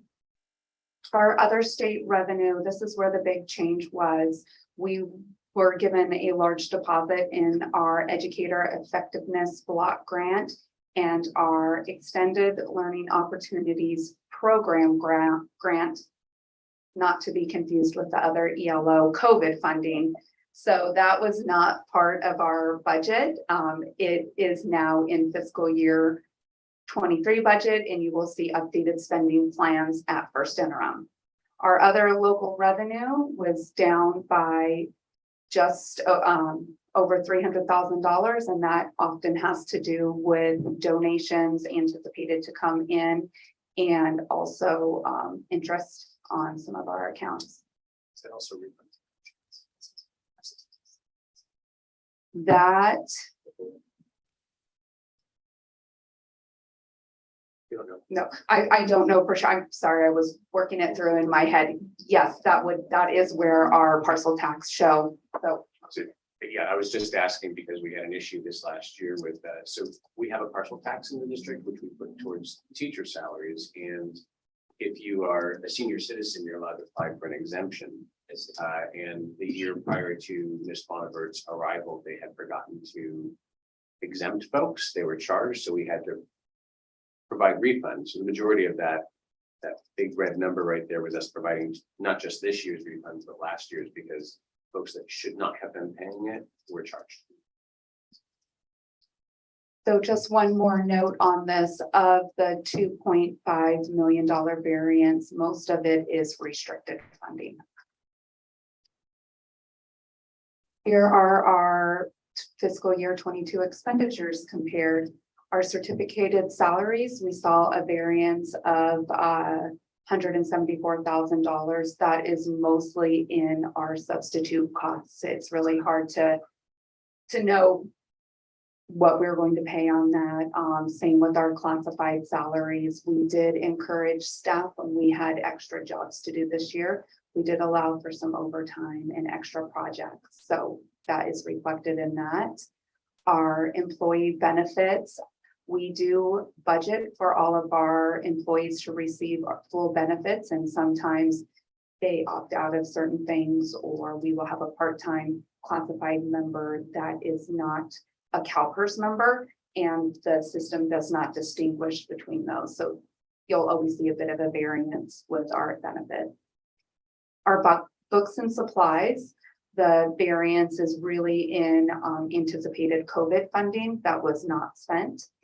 Our services and other operating, is where we held our initial $1 million CERB contribution. So since it did not hit, it shows that we did not spend it.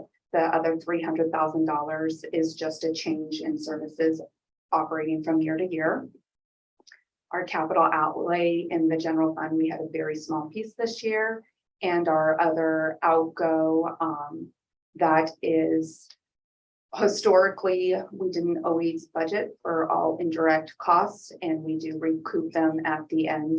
We will see better accounting for our indirect costs at first interim. So our total expenditures were less by $1.4 million. So really about $400,000. Okay, so why is the number in the red? Doesn't that mean, It means we spent less than we thought we were going to. so we saved that, so when it is that normally green, or am I thinking backwards? If it was a revenue, but Okay. because it's an expense, but yeah, it's so we can Okay, distinguish, the yeah. Red, and I thought we were in debt, and that's, Yeah, but no. you keep saying we're saving. Yeah. Okay, that just might be my personal I know, I'm actually the same reaction. Okay. Yeah. So we're switching between actuals and variance, and then we're reporting almost like we would on a ledger, credit versus a debit. So I think that can be a little, I'm following that through me for a second. The red. Yeah. I'm happy to switch it if it's easier for people to read. This is It just would be for how, me. okay. That's just me. What I do is I try to match it to our SACS file. So if you read our unaudited actuals, if you read the SACS, you would be able to compare it when it's flipped. It's harder to compare, but for the sake of a presentation at first interim, I will definitely flip them. So I will point out something that's interesting here. So take that bottom figure. This is the figure that actually matters. This is, so estimated actual is what we end up budgeting out the second interim. Unaudited is that actually what we spent. So if you look at that 1.454, and to your point, that is less what we spent than what's budgeted. But $1 million of that was the CERP contribution. So $454,000 off of what we thought the budget would be versus what we spent. That means that we're down to 1% variance, right? That's actually, think back where we were. Right, our budgeting is getting much better, so that's exciting. This is for me as a finance. Good guess. We did get that dartboard out. Better guess, yeah. Better guess. My fingers and toes were crossed and it all worked out. But it's also hard work. Yeah. All right, so I will make that change for first interim. You just can't compare it to previous slides that I did then. Really gonna shake people. Yeah. All right, so this is just an overview of our beginning and ending balances for each of our funds. One thing to note on our general fund, we have our statutory reserve of $1.49 million, our restricted reserves of just over $2 million, and the CERP shows as a $3 million commitment.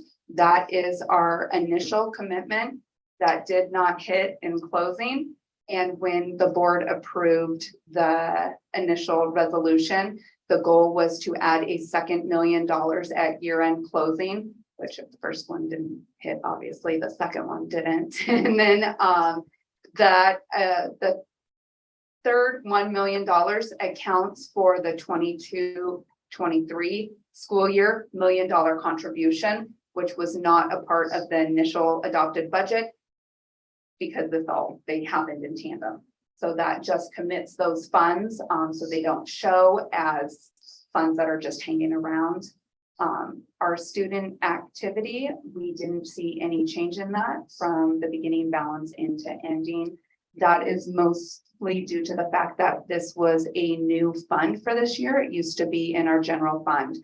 So next year we'll see changes. Our Fund 13, our cafeteria special reserve, our beginning balance was $259,000. We ended with $597,000. This is restricted for food service only, and we have it assigned for equipment in the future. Fund 14, our deferred maintenance, we had a beginning balance of $400,000 with an ending balance of $3.6 million. This was done by board resolution for replacement of plumbing, heating, air conditioning, electrical, roofing. But to note, our commitment to our landscaping and gardening and irrigation, the board opted to use $1 million of deferred maintenance to pay for the rekeying of the district, removing that from our bond. And that also allows for, with the changing our food service program to the scratched base and not pre-making our meals, we are finding that our kitchen, our small facilities in each of our kitchens is lacking what is actually needed to fully embrace the program. So there are also funds set aside to help with the new ovens that we discussed and new refrigerators, and there will need to be some electrical work. We moved kitchens at McKinley 2 days before school started. Everything was ready, plugged the refrigerator in, came back the next day and it blew a fuse and we lost a lot of food. So we just need to make sure that we have the infrastructure, the electrical to support the program that we are attaining for. Fund 17, our special reserve, other than capital outlay, we had a beginning balance of 7.8 million and an ending balance of 7.7 million. The only one that has gone down, that is because in fiscal year 22, there was a 1.2 million contribution for last year's textbook adoptions. So you can see it houses our 7% reserve, our strategic foundation support reserve, our textbook adoption. We have now just $650,000. We will need to continue to grow that. And our classroom technology at $100,000. That's wrong. Our classroom technology, I will relook at the numbers and get that back to you. It should be at about 450,000. So I apologize for that. Our Fund 21 is our building fund. We started the year with $50 million and we ended the year with 34.6 million. This is our bond fund. As we spend throughout this year, we are anticipating that we will need to sell another bond early next fiscal year. So August or September. Fund 25, our capital facilities fee or our developer fees. Our beginning balance was just over $1 million. Our ending balance was $909,000. These are fees that are levied on development projects. Some of the funds this year were used to help offset the cost of the Student Recreation Center being built at BIS. Fund 40 Special Reserve Capital Outlay is our fund that we hold for turf replacement at both BIS and Franklin Fields. We began the year with a $900,000 balance and we contributed just over $1 million. And then there was also some interest in there. This puts us nowhere near where we need to be for our field replacement. When we expect to replace both fields, we will need between $6 and $8 million for both fields. We do have an agreement with the city that they will pay for half of it, but as with everything else, when they have to be replaced, they are our fields and we will have to replace them. So we need to continue to monitor these accounts and make sure that we have our half ready to go. Remember the first date? 2026. And that was extending it because of COVID. The fields didn't get used, so we bought time. They thought originally it might be 2024. One of the fields really needs replacing. That's when they start. Yeah. We evaluate every Yeah. year. Yeah. Check for the Yeah. whatever Yes. solidity. That would be the soonest due to warranty. When were they originally installed? Or last? It feels like history. But it wasn't. Yeah, they have it's like an 8 to 10 year depending. Yeah.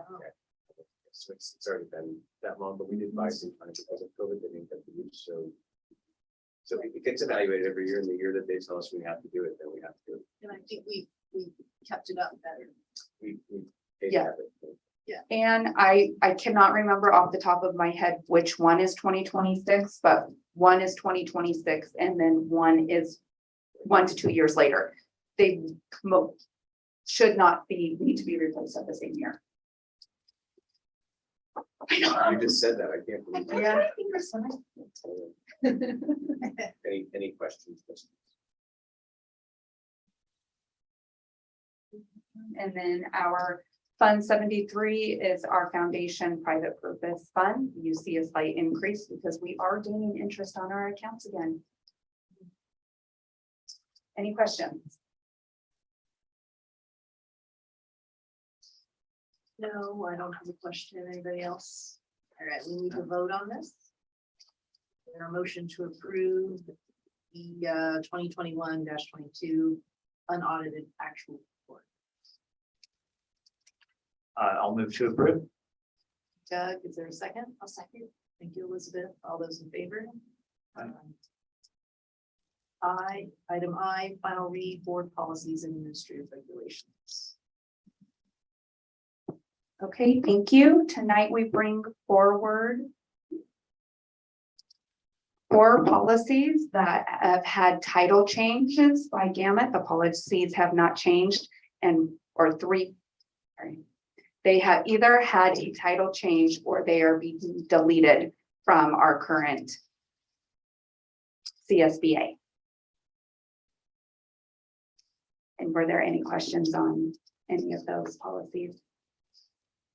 All right, we need to vote on these or final read.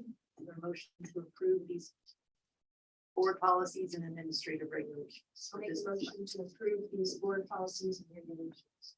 Elizabeth, I'll second. Lisa, all those in favor? Aye. Item J, first read, board policies and administrative regulations, business finance.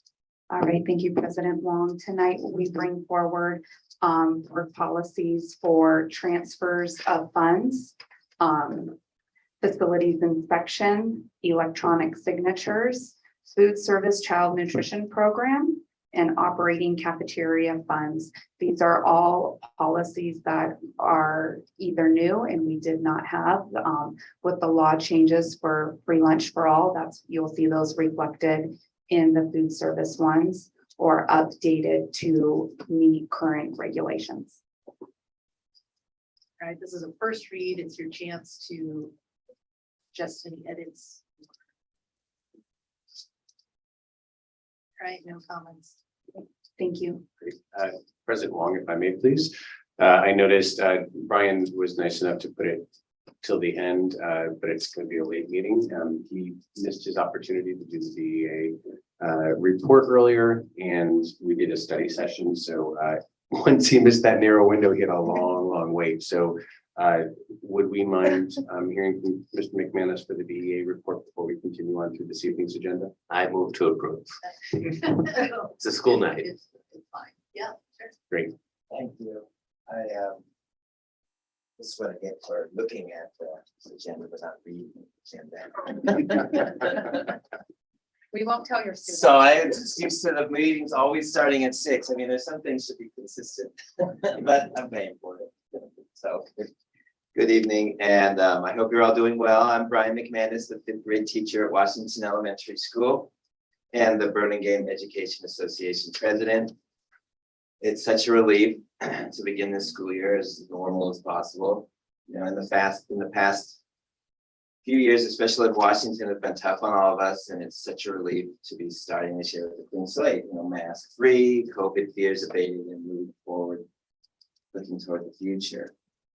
As a teacher in the district with over 25 years experience, I have endured many curriculum changes as the pendulum of best practices swings. And I've always felt the backbone of Burlingame has been its dedication to literacy for all. And the school libraries have been the foundation to achieving and maintaining this value. If the Burlingame School District truly desires to promote literacy and equity among all of its students, it's essential that the school libraries be fully funded and staffed. Students need regular access to quality books. They should have a place on campus to read and relax during recess that is away from the playground. And they deserve a chance to independently develop a love of literature by forming a positive relationship with their school library. The board truly believes in promoting equity, literacy, and a healthy social emotional growth. They would require that the libraries are fully funded and staffed.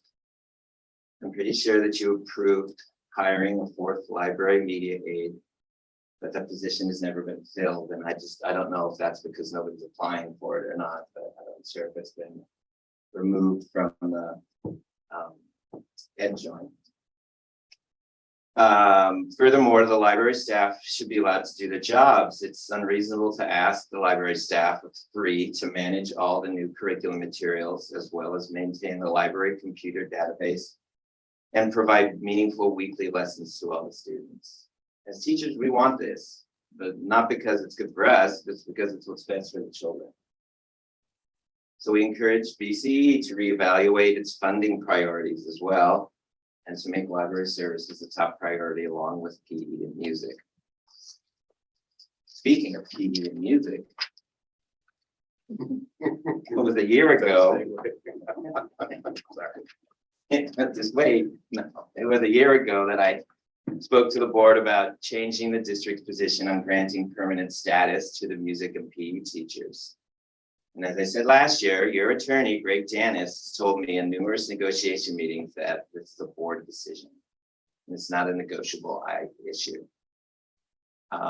There's no one that I trust more than Greg when it comes to interpreting educational law. He's always been truthful, honest, and unfortunately right every time.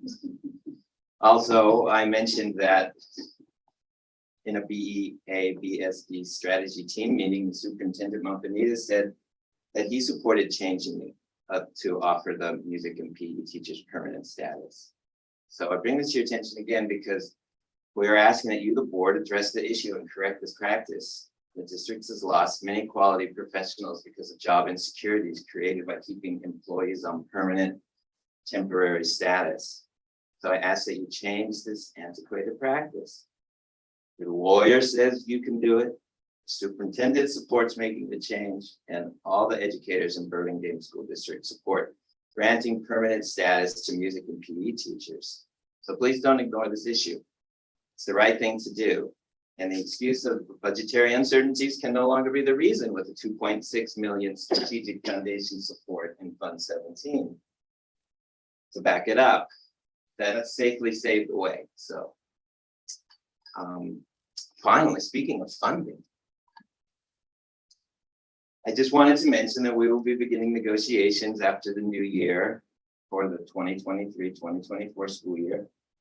In the past, teachers in the community have consistently been told that the district can't afford salary increases because the district is always dangerously close to falling in the red thing or the green or the black. You know, I was confused too. And facing a fiscal crisis. This year, the state has allocated 13% COLA to increase the LCFF funding. That's 6.56% annual COLA increase plus an additional 6% from the governor's budget for this year. So I hope the board is planning to budget in salary increases during our to salary increases, because during our last negotiation, every board member lamented, we wish we had the money to give teachers the raises they deserve, but we just don't have it.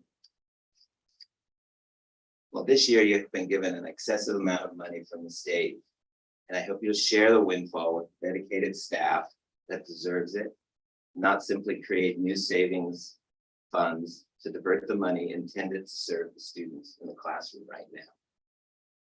Thanks. Thank you. You want to see that? All right, item 17, administration, part 2, first read. Great, thank you. I don't know why it says see attached memo. I must have missed something. My apologies. So the memo is at the bottom.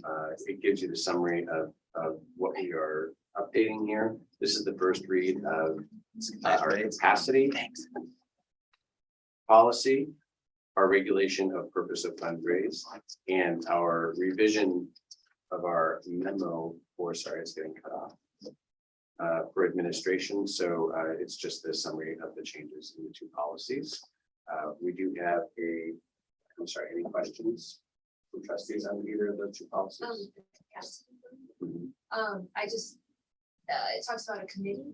The committee part is crossed off, but then it again refers to a committee in the. Did I miss one of them? It's paragraph down. Oh, I thought that was crossed out too. Track. I had it You know crossed. what, maybe I have a very strange. We'll see, this says committee right here. Yes, I renamed it to be consistent. And I missed one of the committees. So we will make it change for the final reading. My apologies. No, no. After all these policies, my editing sort of skewed. Yes, so it's just some word changes to this one. Any other changes with capacity questions?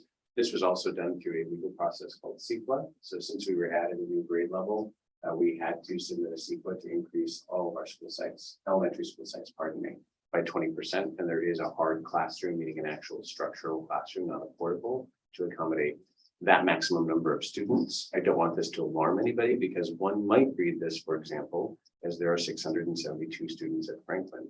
There are actually only slightly over, 380, but the capacity of the school is much larger. So I just wanted to be clear of what that meant. Got my two random typos. I did, yes.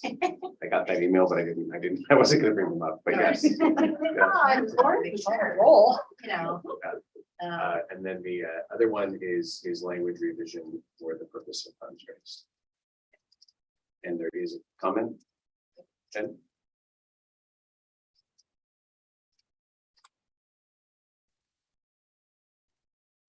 I'll leave it in here.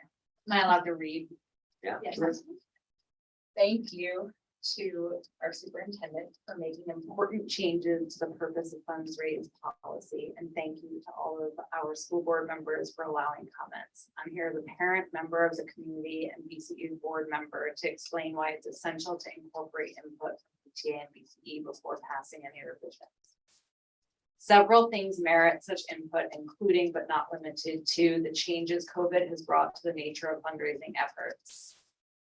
The second thing is declining macroeconomic environment.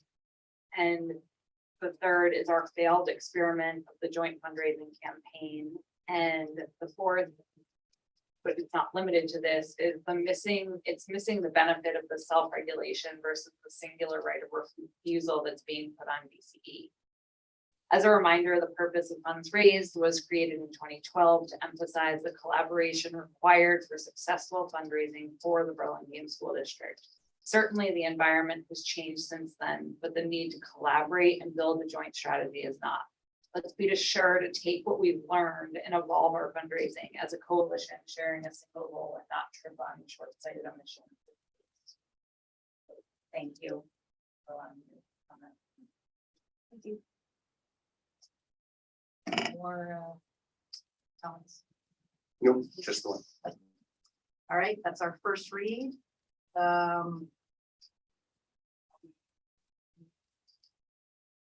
Suggestions.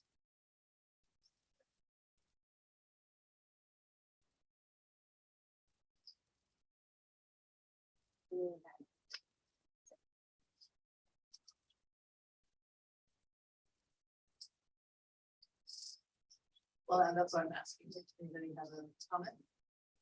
Since this is the first reading. It's the option for them to have first decline.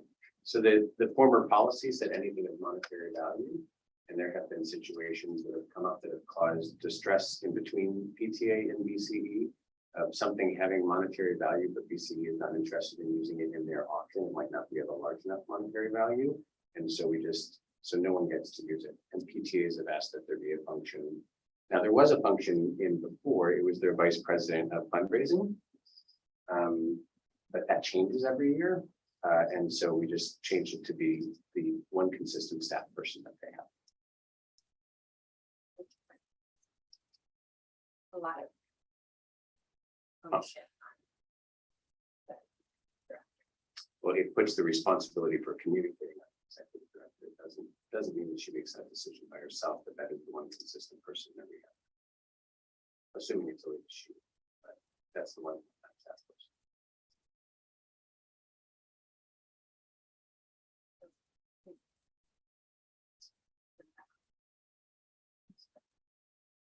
Could be divisive of that on the wiki, but It is the staff's responsibility. It is not the district's responsibility. So if the district does not want to be in that situation. So the other thing is that BCE and PTA have been told, I meet with them monthly. Sometimes I meet with them multiple times a month, and they've been told they can always submit suggestions, and they have submitted 0. So in the future, if they would like to submit suggestions, they're welcome to submit them to me. They cannot participate in the development of this because this is meant to monitor the relationship between the district and PTA and BCE, and so they do have a conflict of interest. So I'm the person that is supposed to propose to you what should be modified or not. I have received to date 0 modifications after 50, 60, 70 meetings and repeated offers. So if they would like to provide input in the future, I'm always happy to revise again, but the policies are all being revised this year.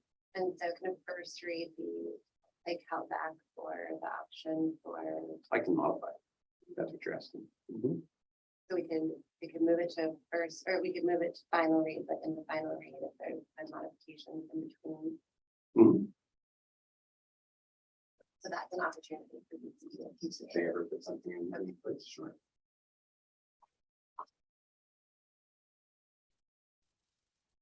Any more comment?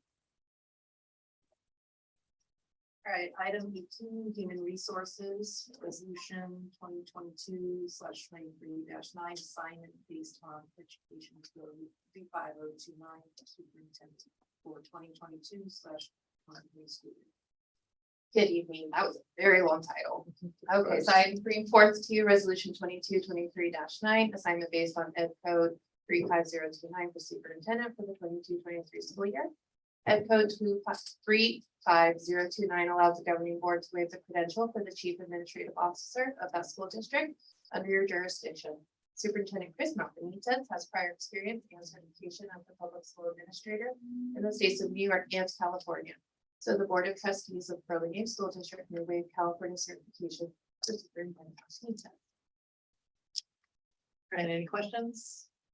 All right, we need to vote on this. There is a motion. Is there a motion to approve? Motion to approve. Lisa, is there a second? Second. Thank you, Dan. All those in favor? Aye. Thank you. 18B, approval of provisional internship permit for Aaron Eastwood. Thank you. So this is for our current RSP teacher, a provisional internship permit, otherwise known as a PIP. CTC allowed the district to request a PIP for such an applicant as long as the notice of intent to employ the named applicant to the identified position has been board approved. Currently, Aaron Eastwood is pursuing the mild mod special education credential as well as her BCBA. She will be the RSP teacher at Roosevelt. She will also be able to qualify for an intern credential for the fall 2023 semester, but is not able to qualify for it this year. So the provisional internship permit will provide a bridge document until she enrolls. All right, any questions? No? Okay. Is there a motion to approve? I'll move to approve. All right, I'll second. All those in favor? Aye. Thank you. Thank you. All right, item 19, public statements related to non-agenda topics. Any blue slips for a non-agenda item? Yes, sorry. One blue slip from Wayne Western.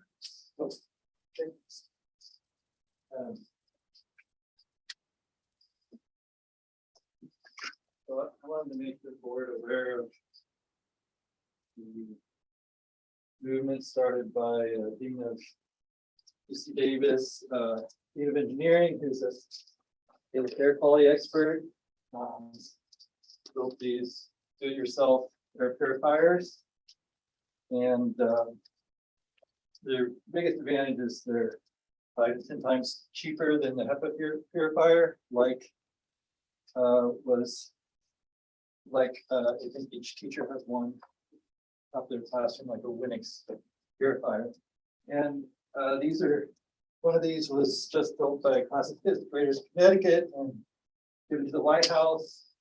And there are academic papers coming out analyzing their quality and how many you would need to actually get a classroom to the air quality level of a hospital isolation room, which is like 12 air changes per minute or per hour. And at 12 air changes per hour, the viral load in the room should on average be reduced 95%, like if everyone was wearing a 95 mask. So I know that we have the single HEPA purifier to do the same thing. With our large classroom, might take 4 or 5 of those. It costs like $1,000. This costs $70 to build. It makes for, I think, a great STEM project for kids. They can experiment. You can do them with 4 filters as a cube, You can get a thicker filter and use a single filter for the fan, and the shroud on the front helps improve the efficiency as well and cut down the noise of it.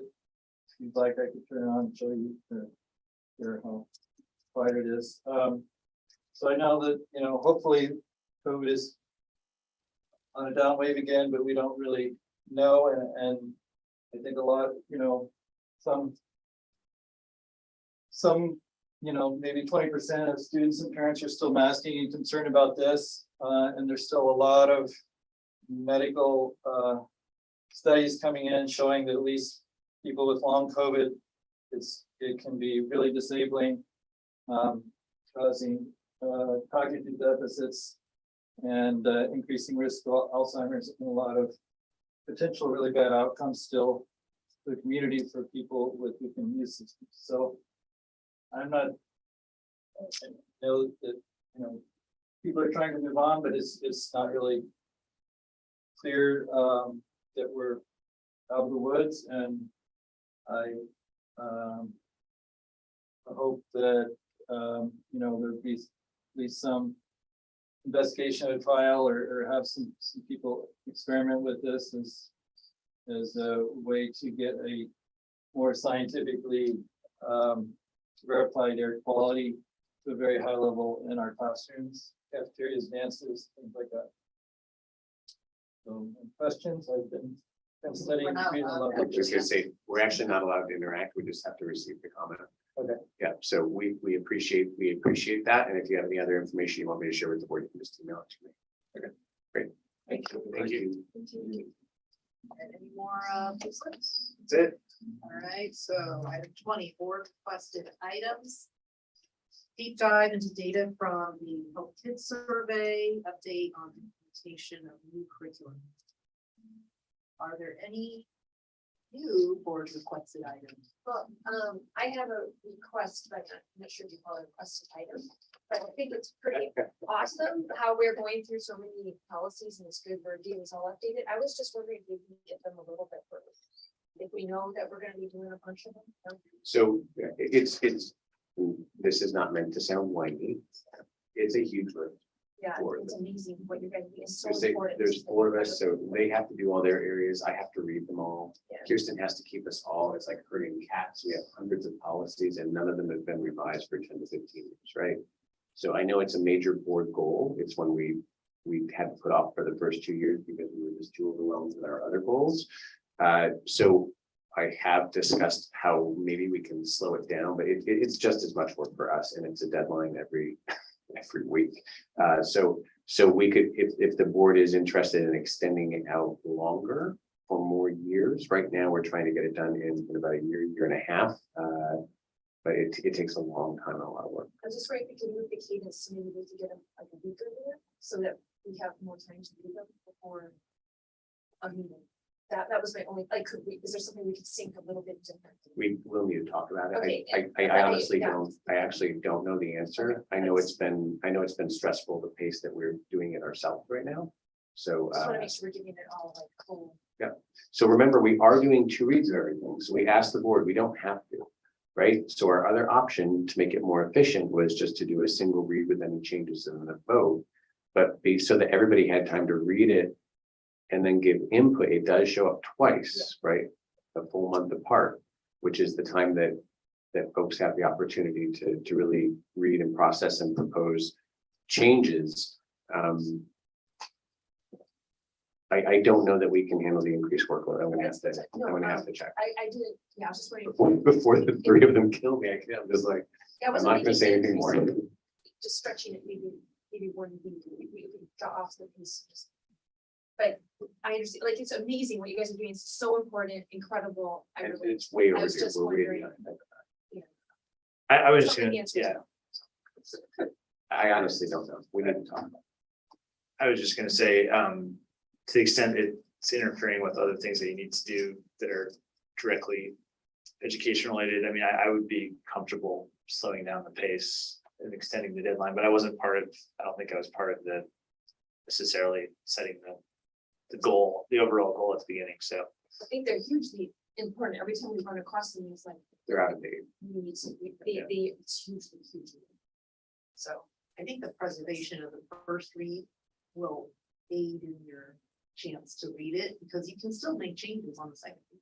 It doesn't mean that's it. That's not final It's until you vote on it. Yeah, that's fine. I just wondered if that was an option. And also, so that you're aware, the way that the process works, and the reason there's a first and second read, you can make suggestions or ask for things during the first read, which we then change for the second read. During the second read, you can actually edit during the meeting. You are allowed to delete or add things, like, so you have a full month, right, to then make up your mind, and you can actually make a proposal, for example, a motion to pass something with the following language included or the following language deleted up until the moment you vote on it. So it's really not done, as President Long is saying, until you vote. But let me talk with cabinet. It's a lot of work for us too, so, but I don't know how much more in advance we can do it. That look. I understand moving it up would be the, maybe you could push it out. I don't know, just so they didn't change the cadence. I'll get back to you in our But weekly update. I'm not trying to make you guys do something super, like, seriously. I know that there was a board member on Sequoia Union High School District who, her goal was to get all their board policies up to date, and they were seriously updating like 20 policies every board meeting to catch up. And, you know, we're not doing that. Yeah.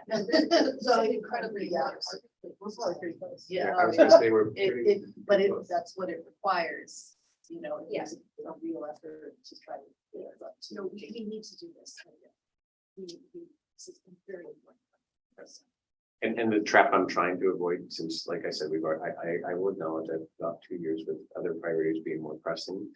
And it had been put off prior to that for, 10, 12, 14 years because other things were more pressing. So I don't want to fall into that trap of we just never get around to it. We will always, I will tell you, any of us would rather do other practical stuff because it is nice to review them, but policy review is not always going to be at the top of our stack unless we make it the top of our stack.